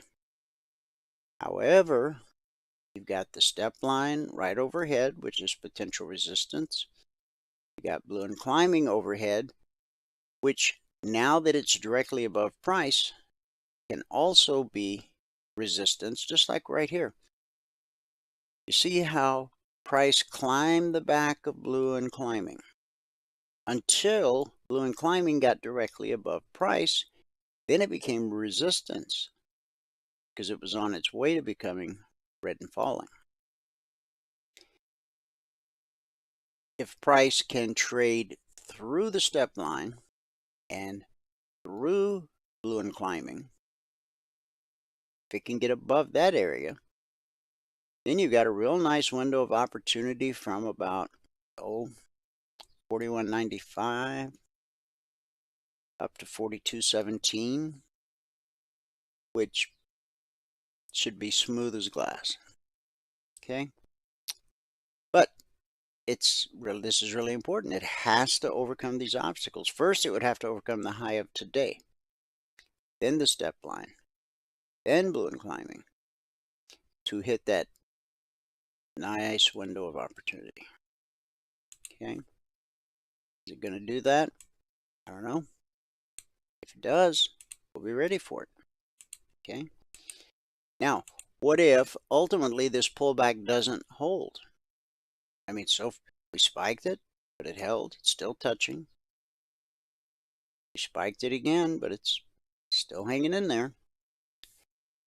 When the session opens tonight, if we were to start printing a red candle, then you would have, let's say the market closed, right here, right now, just like it is, which it won't. There'll be changes between now and the close. Then there's a window on the downside, but today's low is potential support. And then yesterday's low is potential support. So there's two windows of opportunity.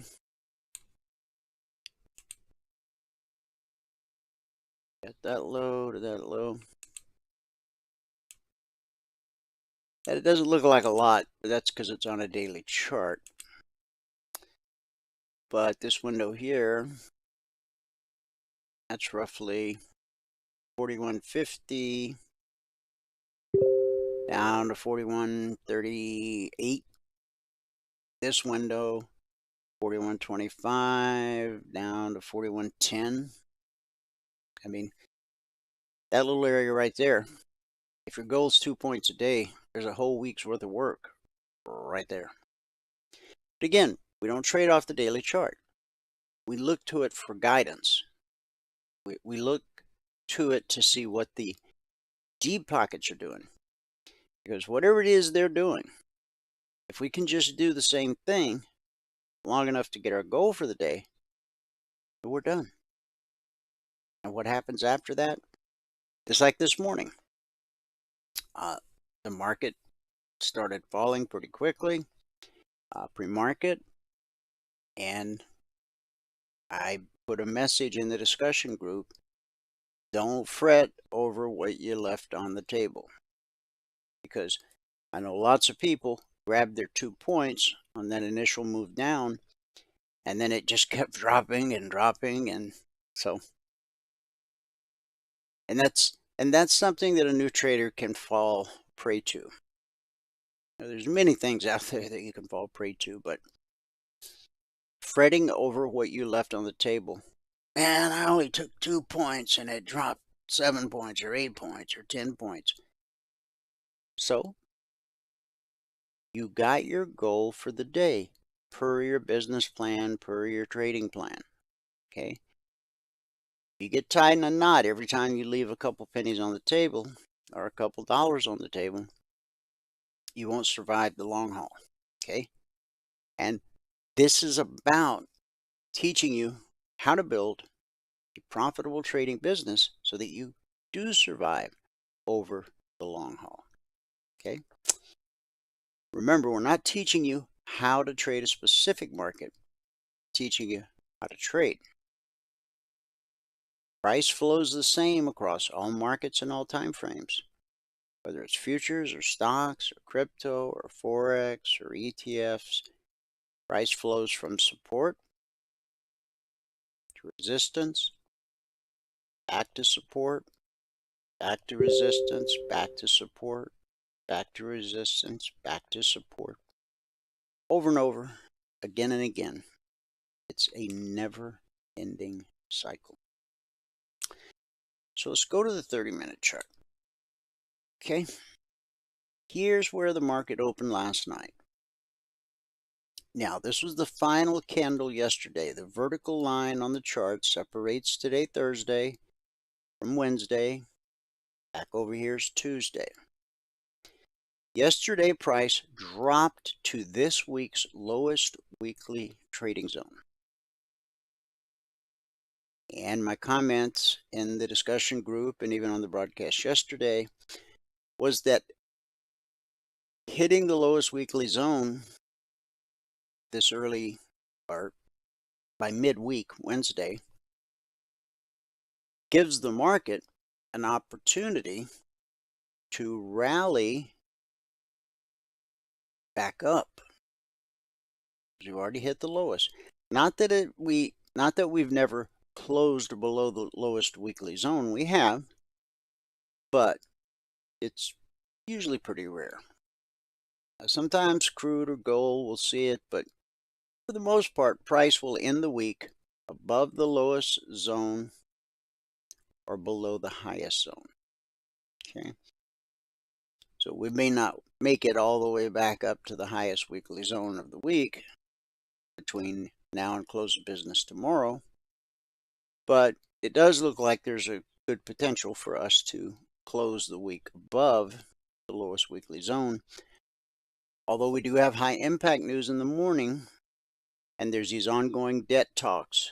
So, I mean, a market could make a crazy move in the middle of the night if some news announcement comes out, not a planned economic report like we had this morning and like we'll have tomorrow morning, but just some, breaking news. So-and-so stormed out of the debt talks and said they're not going to budge. Well, that'll send the markets lower. We've reached an agreement. That's going to send the markets higher. Okay. Now, will either one of those things happen? I guess one of them will. So we gapped higher last night. This is where we closed the top of this green candle. But then when the Globex markets open, we closed at 5 p.m. Eastern. The markets reopen at 6 p.m. Eastern. Price gapped all the way up here. But by the time the first 30-minute candle had closed, we had closed the gap. The only time we see gaps in futures is usually Sunday night, after the market's been closed for a day and a half, because futures trade around the clock. But in earnings season, if there's an extremely strong hit or miss in a major company, like NVIDIA, when they reported earnings yesterday, their stock gapped up $100 a share almost in after-hours trading. And then quickly sold off. Okay. Now, it was during the life of this candle right here at 6:20 that these targets were issued. I talked about lines in the sand. Okay. There's my long line in the sand, my short line in the sand. You make your line look any way you want.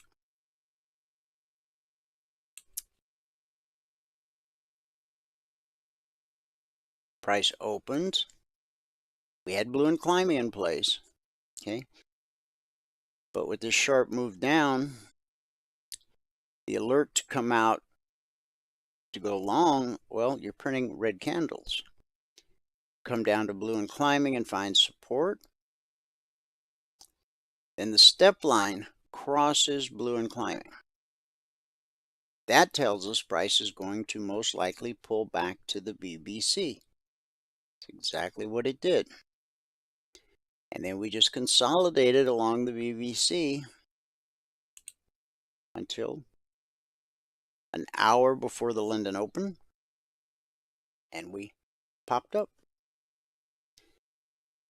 Now, this candle opened at 41.42 and put in a high at 41.50.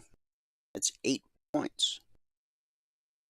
$50 a point, $400 per contract traded, but chances are you didn't get all of that, okay? But let's say you came in here right as we were taking out that high. So you're coming at 41.50. This high is 41.54 1/4. So that's 4 1/4 points. And we pulled back to the BBC. The pullback holds more often than not. It held here and here, here, here, here, and here. Okay. Now, What's important to note is that on this pullback, we didn't turn to red and falling. So this happened relatively quickly. 30-minute candle, 30-minute candle, blue and climbing remained intact. So I would have no hesitation buying the open of this candle, 41.47. This candle alone ran up to 41.50 and a half, but the move ran all the way up to 41.56. Then what happens?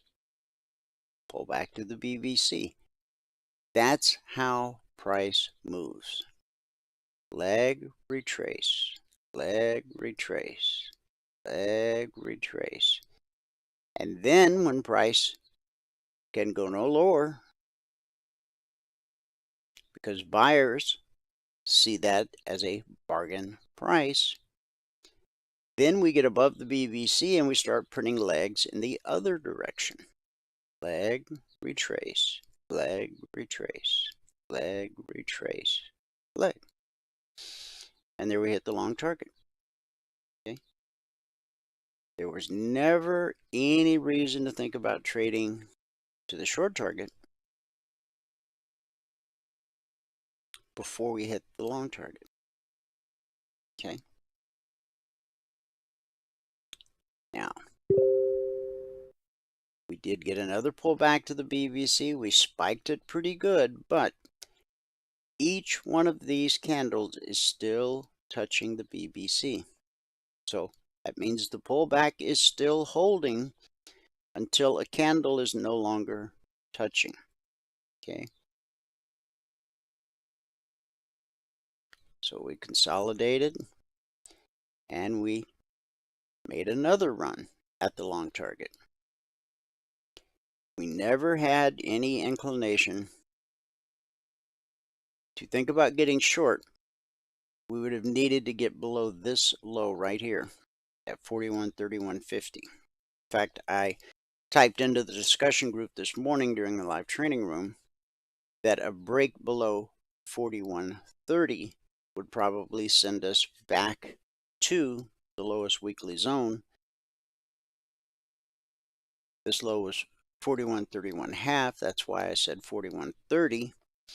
And as we can see, that never happened. This time, price traded not only to the target, but it traded to the zone overhead. When price drops to a zone, we expect support. When price rallies up to a zone, we expect resistance. Now this zone is 41.72/73. So all of our traders, members and free trial members, they had these numbers Monday morning at 6:15 a.m. Eastern. Once they're published, they don't change. Since December 14th of 2009. So any one of our members who was in this move right here would know to either take profit or really tighten their stop up because they're approaching resistance. It's resistance until proven otherwise. And so far, it has proven to be resistance. We spiked it, but then we quickly retraced.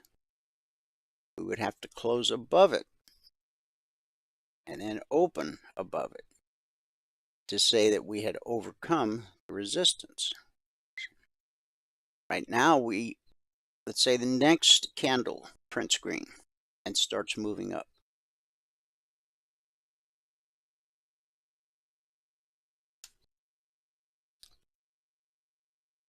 Got to look left for potential resistance. So above the zone, this high right here, zone 72/73.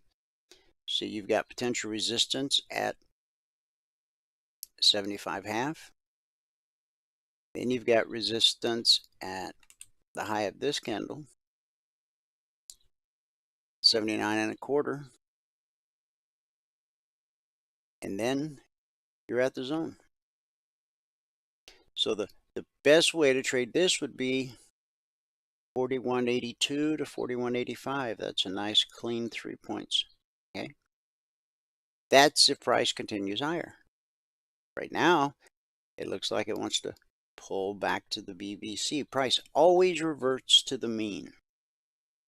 In our case, the mean just happens to be green, and we call it the BBC.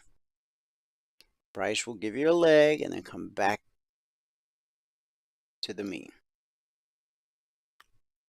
A leg and a retracement, a leg and a retracement, a leg and a retracement. Over and over, again and again. Never-ending cycle. Support, resistance, to support, to resistance, to support, to resistance, to support, to resistance. That has been in place since the inception of the markets, and it will remain in place until the markets cease to exist. Why? Because that's how markets work. On the Dow,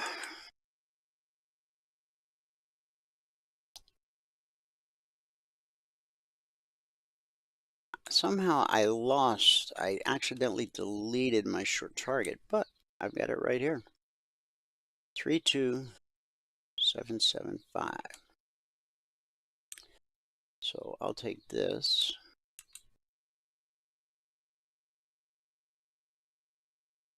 Copy it. And I'll paste it. And I'll grab it and bring it over here.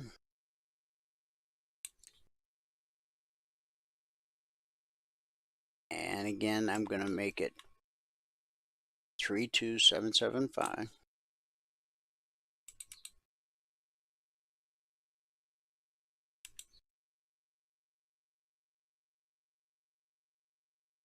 Three, 2, 7, 7, 5. And I want to make this a short.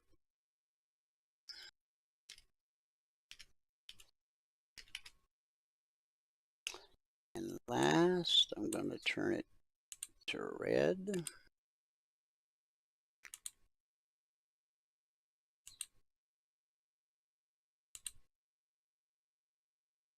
So the market opened and we came right down to the target.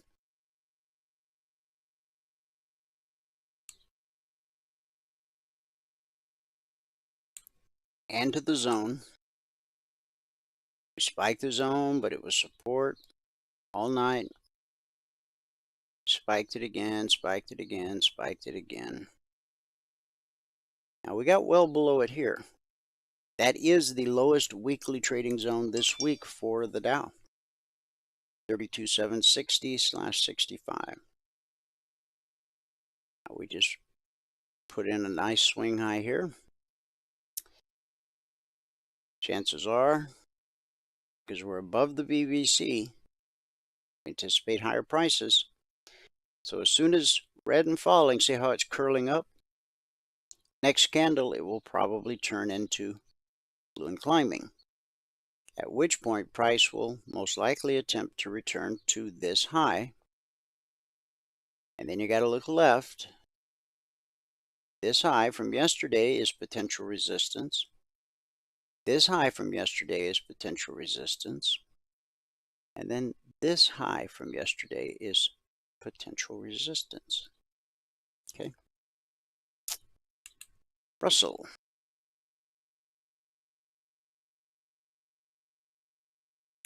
$17.88 was the long target.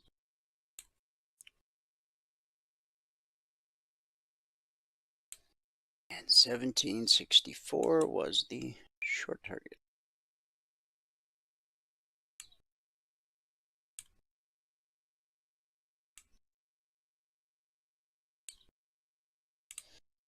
So we hit it pretty quickly. Remember, the alerts came out 20 minutes into the life of this candle. Once price got below blue and climbing, then boom, there's your goal for the day right there.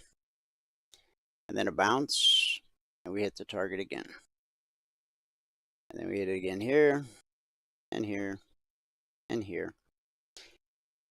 and then we traded through it. Notice where we found support each time at the zone, at the zone, at the zone. The zone is 61/62.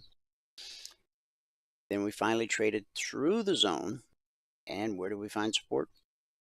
At the next zone. There's still one more zone left below. Okay. On the Russell, we're below the BBC, so we anticipate a move back to the zone below until price can get above the BBC. Then we start thinking about the long side.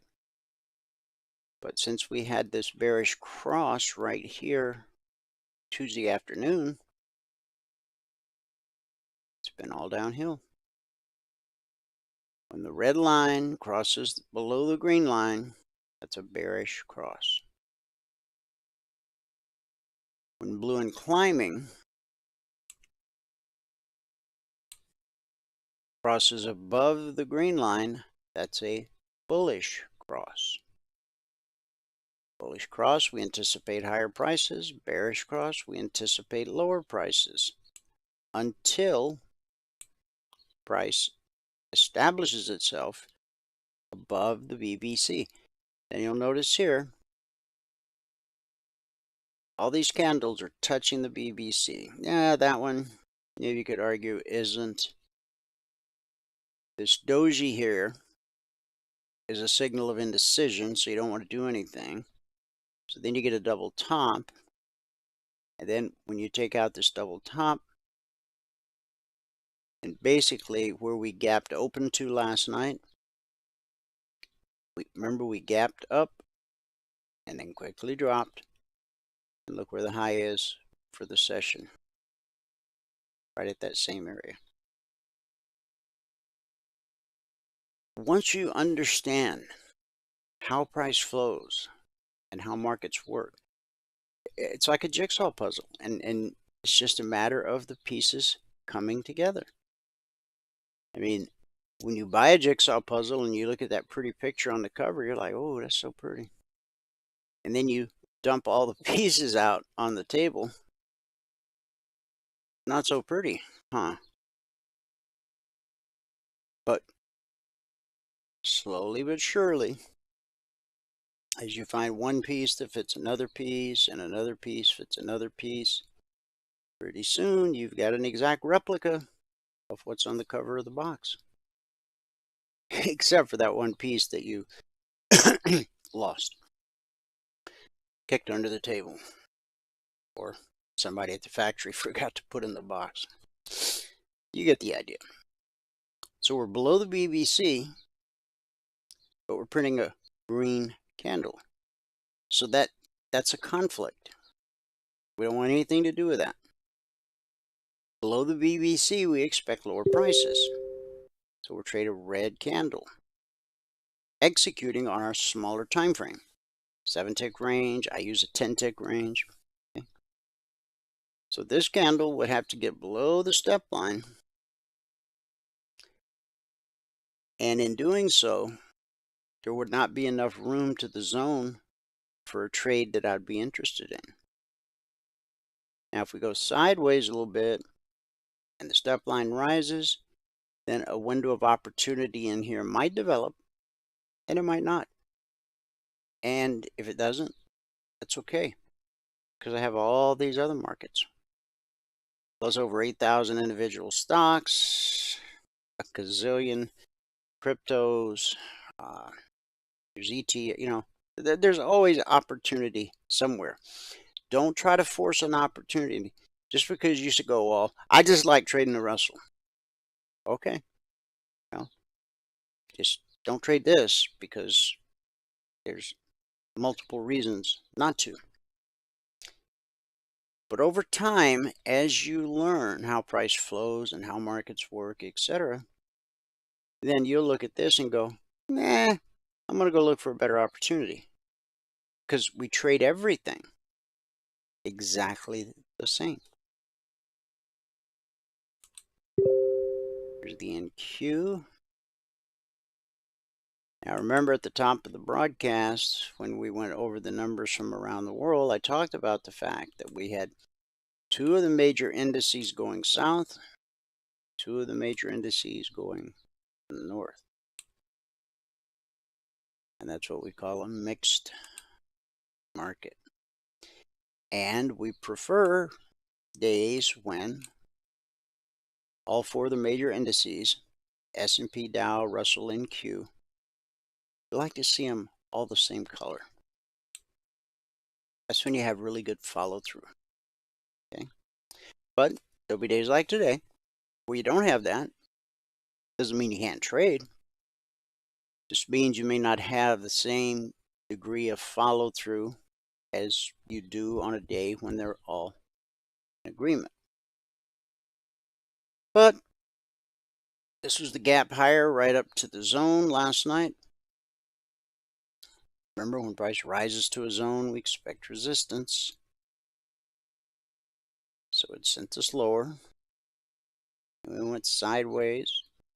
Then we ran up to that zone again and found resistance. And we pulled back. Didn't quite touch the BBC. But this low, as you can see, that's a definite area of support. Then we start printing green candles.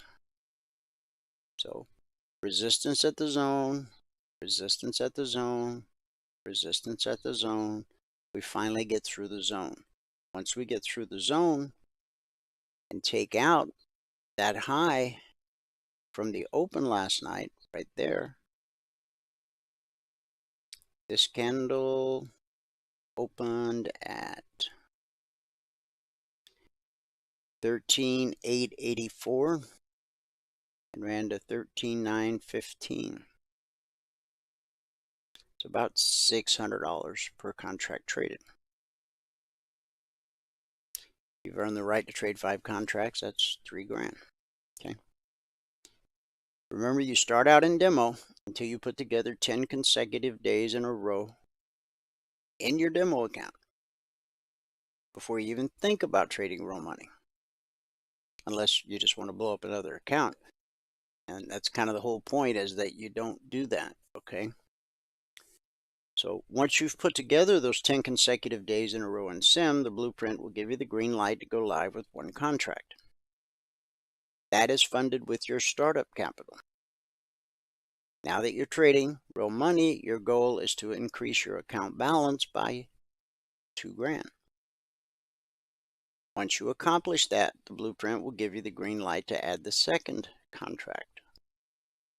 Big difference is the second contract is funded with profit you earned in the market. So is contract number 3, number 4, number 5, number 10, all the way up to number 20. Okay? But the key is you only add one at a time when it's time, and you only add with profit you earned in the market. Okay? If you have the discipline to stick to that, it will make it very difficult to blow up another account. In order to blow up another account, you're going to have to break some rules. You're going to have to say, you know what? I'm not going to do it that way. I'm going to do it this way. Stick to the blueprint. And, well, you know, it may make some days painful, okay? It keeps you in the game. Except it's not a game, it's a business. You win stuff at the state fair. When you approach trading as a business, you're earning a living. You're not in Vegas, you know, winning. Oh, I'm winning. I had a big win. I had 3 wins today. Now some people will go, well, that dude, it's just semantics. Don't be a nitpicker. Well, I'm just saying, how you think about the markets is going to directly affect how you behave when you're in front of your charts and have the mouse in your hand.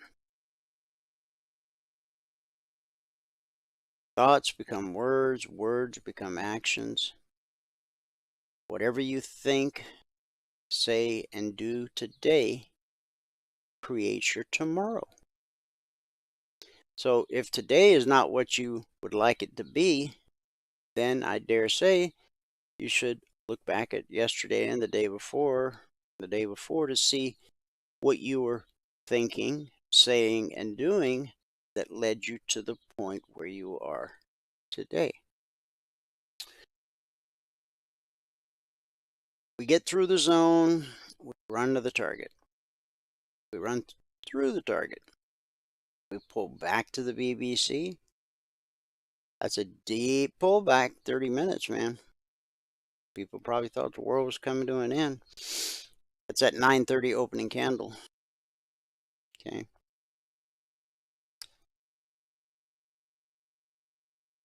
And then we found support at the BBC. Took us up through the zone. In fact, we sliced. Only 3 things happen at a zone. 70% of the time it's consolidation. 20% of the time it's rejection. See how when the 30-minute candle closed, the only thing left touching is the wick. That's rejection. The slice is when price slices through a zone on the 30-minute chart like it's not even there. Like here. You'll see that about 10% of the time. Sliced through, ran out of steam. What typically happens is what happened right here. Price then retraces to the zone it sliced through and continues in the direction of the slice. Right up to the next zone. We've spiked it, but it's currently acting as resistance. Like here. We spiked the zone here, but by the time the 30-minute candle closed, it was obviously support, support, support.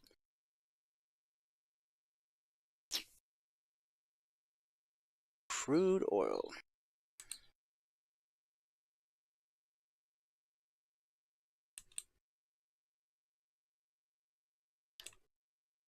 $74.70 was the long target.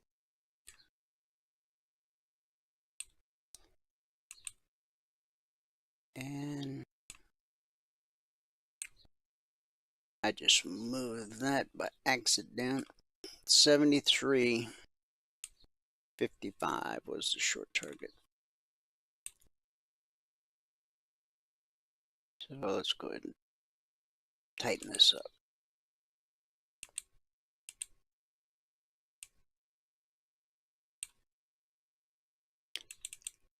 Then we'll make it 73.55. Okay. So market opened here. Had balloon climbing overhead, which is when balloon climbing gets directly above price. It's potential resistance. Balloon climbing turned to red and falling. And then we had this very nice move. Down to the target. Down to the zone. We spiked the zone. Pulled back to the BBC. Continued down to the next zone. I mean, crude got hit hard today. When the price of crude moves $1 from 74.30 to 73.30, this area right here, from here to here, that's $1,000 per contract traded. At 72.30, it's $2,000 per contract traded. At 71.30, that's $3,000 per contract traded. Pullback held, pullback held. Now, the step line is crossing, red and falling. So what do we expect? We expect price to pull back up to the BBC, which we expect resistance, which will then give us another opportunity to trade to the downside. Unless price overcomes the BBC And then we start looking at the long side. Gold. Short target was 1953. I usually have this all done before the broadcast starts, but I had technical difficulties today and didn't get them all done. But all our members and all our trial members had these numbers last night at 6:20 p.m. Eastern. So price comes down. Just barely takes out these lows from yesterday. Spikes them, doesn't really take them out. Then price runs up to the zone where we find resistance. Remember, when price drops to a zone, we expect support. When it moves up to a zone, we expect resistance. Till proven otherwise, resistance, consolidation, 70% of the time. And then we get below the BBC, we've got red and falling, and this candle right here takes us not only to the target, but all the way to the zone where we find support. We still got one more zone left below, down at 1903. See how we're consolidating for hours at the zone. Like I said, 70% of the time when price encounters a zone, it's consolidation. Even if it's only 2 candles, that's still consolidation. But often it'll be for hours like this. Now, this candle opened at 1960 and it dropped to 1940. That's 20 points at $100 a point. That's a $2,000 per contract candle. If you traded it all the way to the low, which you probably got out at the target. But if you stayed in it, the chart gave you no reason to get out. So maybe you stayed to the zone. So from 1960 to 45, that's 15 points, $100 a point. It's $1,500 per contract traded. The CTAs, it's really kind of like those old paint by number things we all used to do as kids. Once I put the target out, all you got to do is look at your 30-minute chart. Is price above the BBC? Then price is trying to get to the long target. Price is below the BBC, it's trying to get to the short target. Where's blue and climbing? Where's red and falling? You want those with you. And you're always looking left to see where there's potential obstacles. Just like here on this move down. Definitely this area was a potential obstacle, potential support. So you might have waited for price to get below those guys and just entered at 1954. Down to 1953. That's your $100 per contract per day. Put the mouse away. You're a 10 contract trader, it's $1,000. The thing I want to impress upon you is don't put the cart before the horse, okay? Just because you have the money, don't come in swinging a big stick, right? Trading 10 contracts. Oh, anybody can get 2 points out of the S&P. I'm just going to trade 10 contracts. Would you like to learn the strategy first? Would you like to learn how to read the indicators first? Would you like some training and some mentoring? If not, then there's no point in even becoming a lifetime member. Okay. I mean, you can continue to blow up accounts on your own. You don't need our help to do that. It's if you have reached the end of yourself and realize that unless something changes, nothing's going to change. we can be a part of that change if you choose. It's up to you. Silver, here's the open, drop to the target, pull back to the BBC. These highs here line up with these highs here. Price gets back below the BBC, pulls back, and drops to the target, through the target. Buyers come in, push us back up to the BBC, which we expect to be resistance. Pull back holds more often than not. And then we drop to the target again. Now we've been consolidating sideways for quite a number of hours. It's 1, 2, 3, 4, 5, 6, 7, 8. 8 30-minute candles is 4 hours.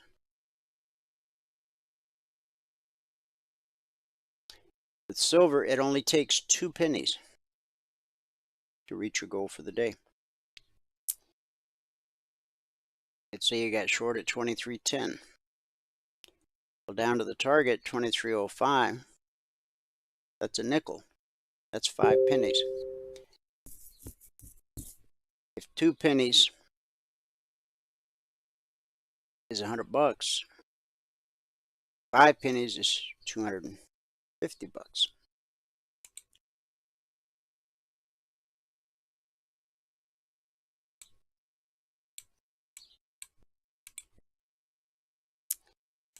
Okay, one last market, the euro.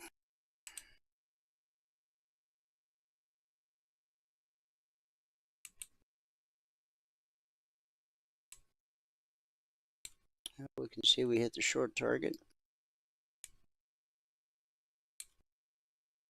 And we never had any reason to even entertain the long target,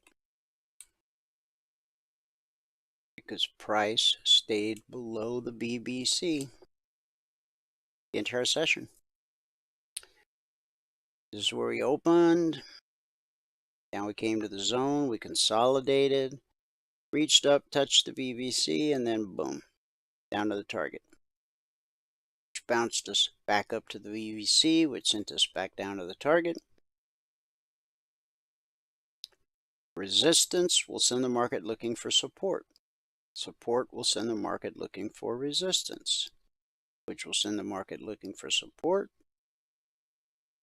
which will send it looking for resistance, support, resistance, support, resistance. Over and over, get it again. A never-ending cycle. You might be wondering why you never heard this anywhere else if you're new. If you've been around a while, you're probably thinking, my God, how many times I got to listen to this? Well, there's always at least one new person in the audience, right? And so I got to make sure they understand. That's why I cover the same thing. If you go on the YouTube channel, youtube.com/CFRN, scroll back 6 weeks, 6 months, however far you want to go, pick days at random, I'll be saying the exact same things. Because what we do, what we teach, the indicators we provide, are based upon the underlying principles upon which markets operate. So what I say today is what I was saying years ago and what I'll still be saying in the future, because those underlying principles are never gonna change. Now, other people may not tell you that because they've got all these different things they want to sell you. From indicators, the oscillators, to different courses. Oh, so you're not doing so good with that S&P course? Oh, we have a course on gold. Some people find gold much easier to trade. Here, you should, drop $1,000 on this gold course. I think, And then when that doesn't work out, well, there's another course, and then another indicator, and then another oscillator, and on and on, on and on. Until you say enough is enough. I'm sick of this. That's why we have one thing, passport. It's the all-access pass to everything we do, everything we've ever done, and anything we do in the future. Lifetime means lifetime. 2 hours of live training every trading day. Unlimited one-on-one private mentoring. The strategy that you learn, the indicators you own for life are fluid across all markets, all time frames. As a passport holder, you receive the Logic 247 alerts, the concierge trade alerts, and you get to come to the members only workshop on Thursday night. Remember, members, tonight, 8 p.m. Eastern, have your questions ready, and we'll try our best to get started on time. To become a passport holder, if you didn't receive an email, go here, eminifuturestrading.com. Couple mouse clicks, you're done. You can always call us, 949-42-EMINI, or email support@cfrn.net. And the one thing you don't see on here is the around-the-clock support that we provide via our Telegram channels. And we got a channel for everything. Weekly zones, CTAs, logic alerts, and the discussion group where you get to rub shoulders with our traders who have learned the same strategy using the same indicators, and they're the greatest group of folks in the world, always willing to help the new person. You know, so many of the chat rooms and discussion forums on the internet that have to do with trading, man, they are dark, depressing places. Just, people are upset, and in many cases, rightly so. They've been lied to, swindled. They're losing money hand over fist because they don't have someone to, actually show them how to do the job. They thought just buying this video would work, or just buying this magical indicator would work. Well, probably figured out it doesn't work. So we're not the only game in town. I just think we're the best. And I say that humbly, because all of our knowledge, all of our wisdom comes from God. Okay? I don't personally take credit for any of it, other than the fact that I'm here when you need me. I don't know what else I can do. So, with all that said, let's wrap it up with a good word for the day. Spent 4 days talking about when God sends an angel.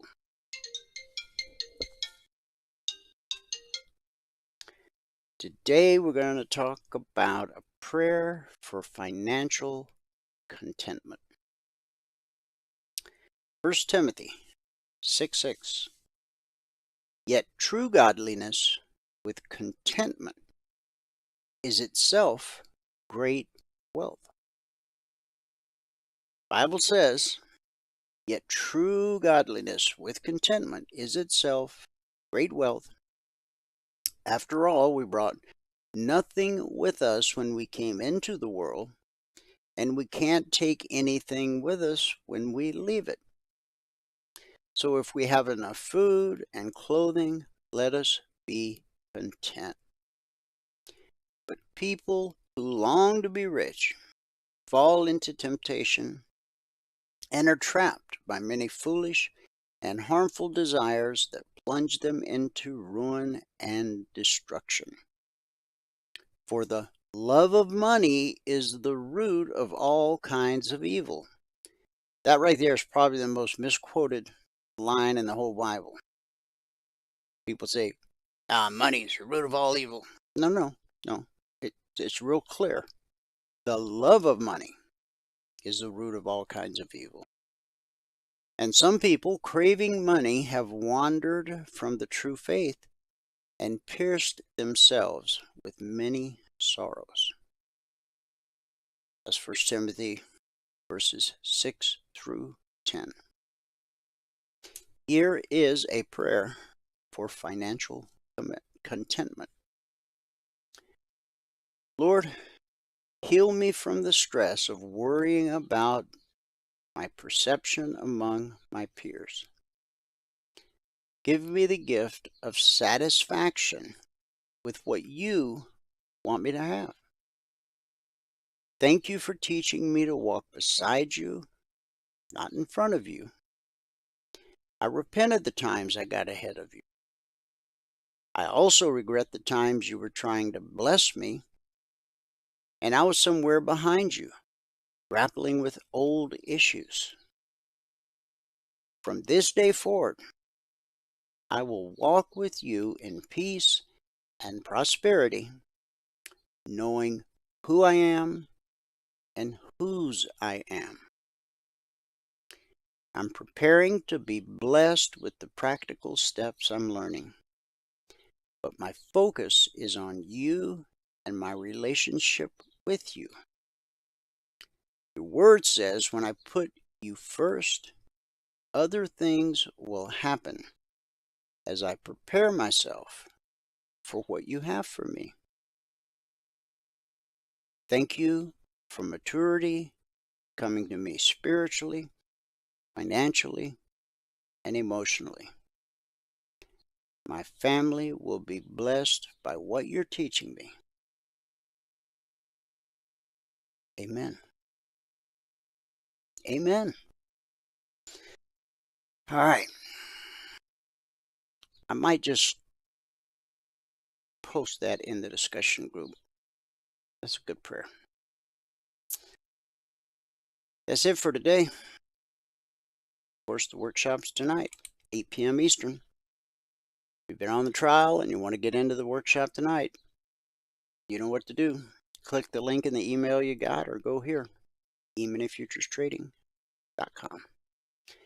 Thanks so much for tuning in. Whoever you are, wherever you are, may God continue to richly bless you with His mercy and with His grace. And I'll see you at the bell.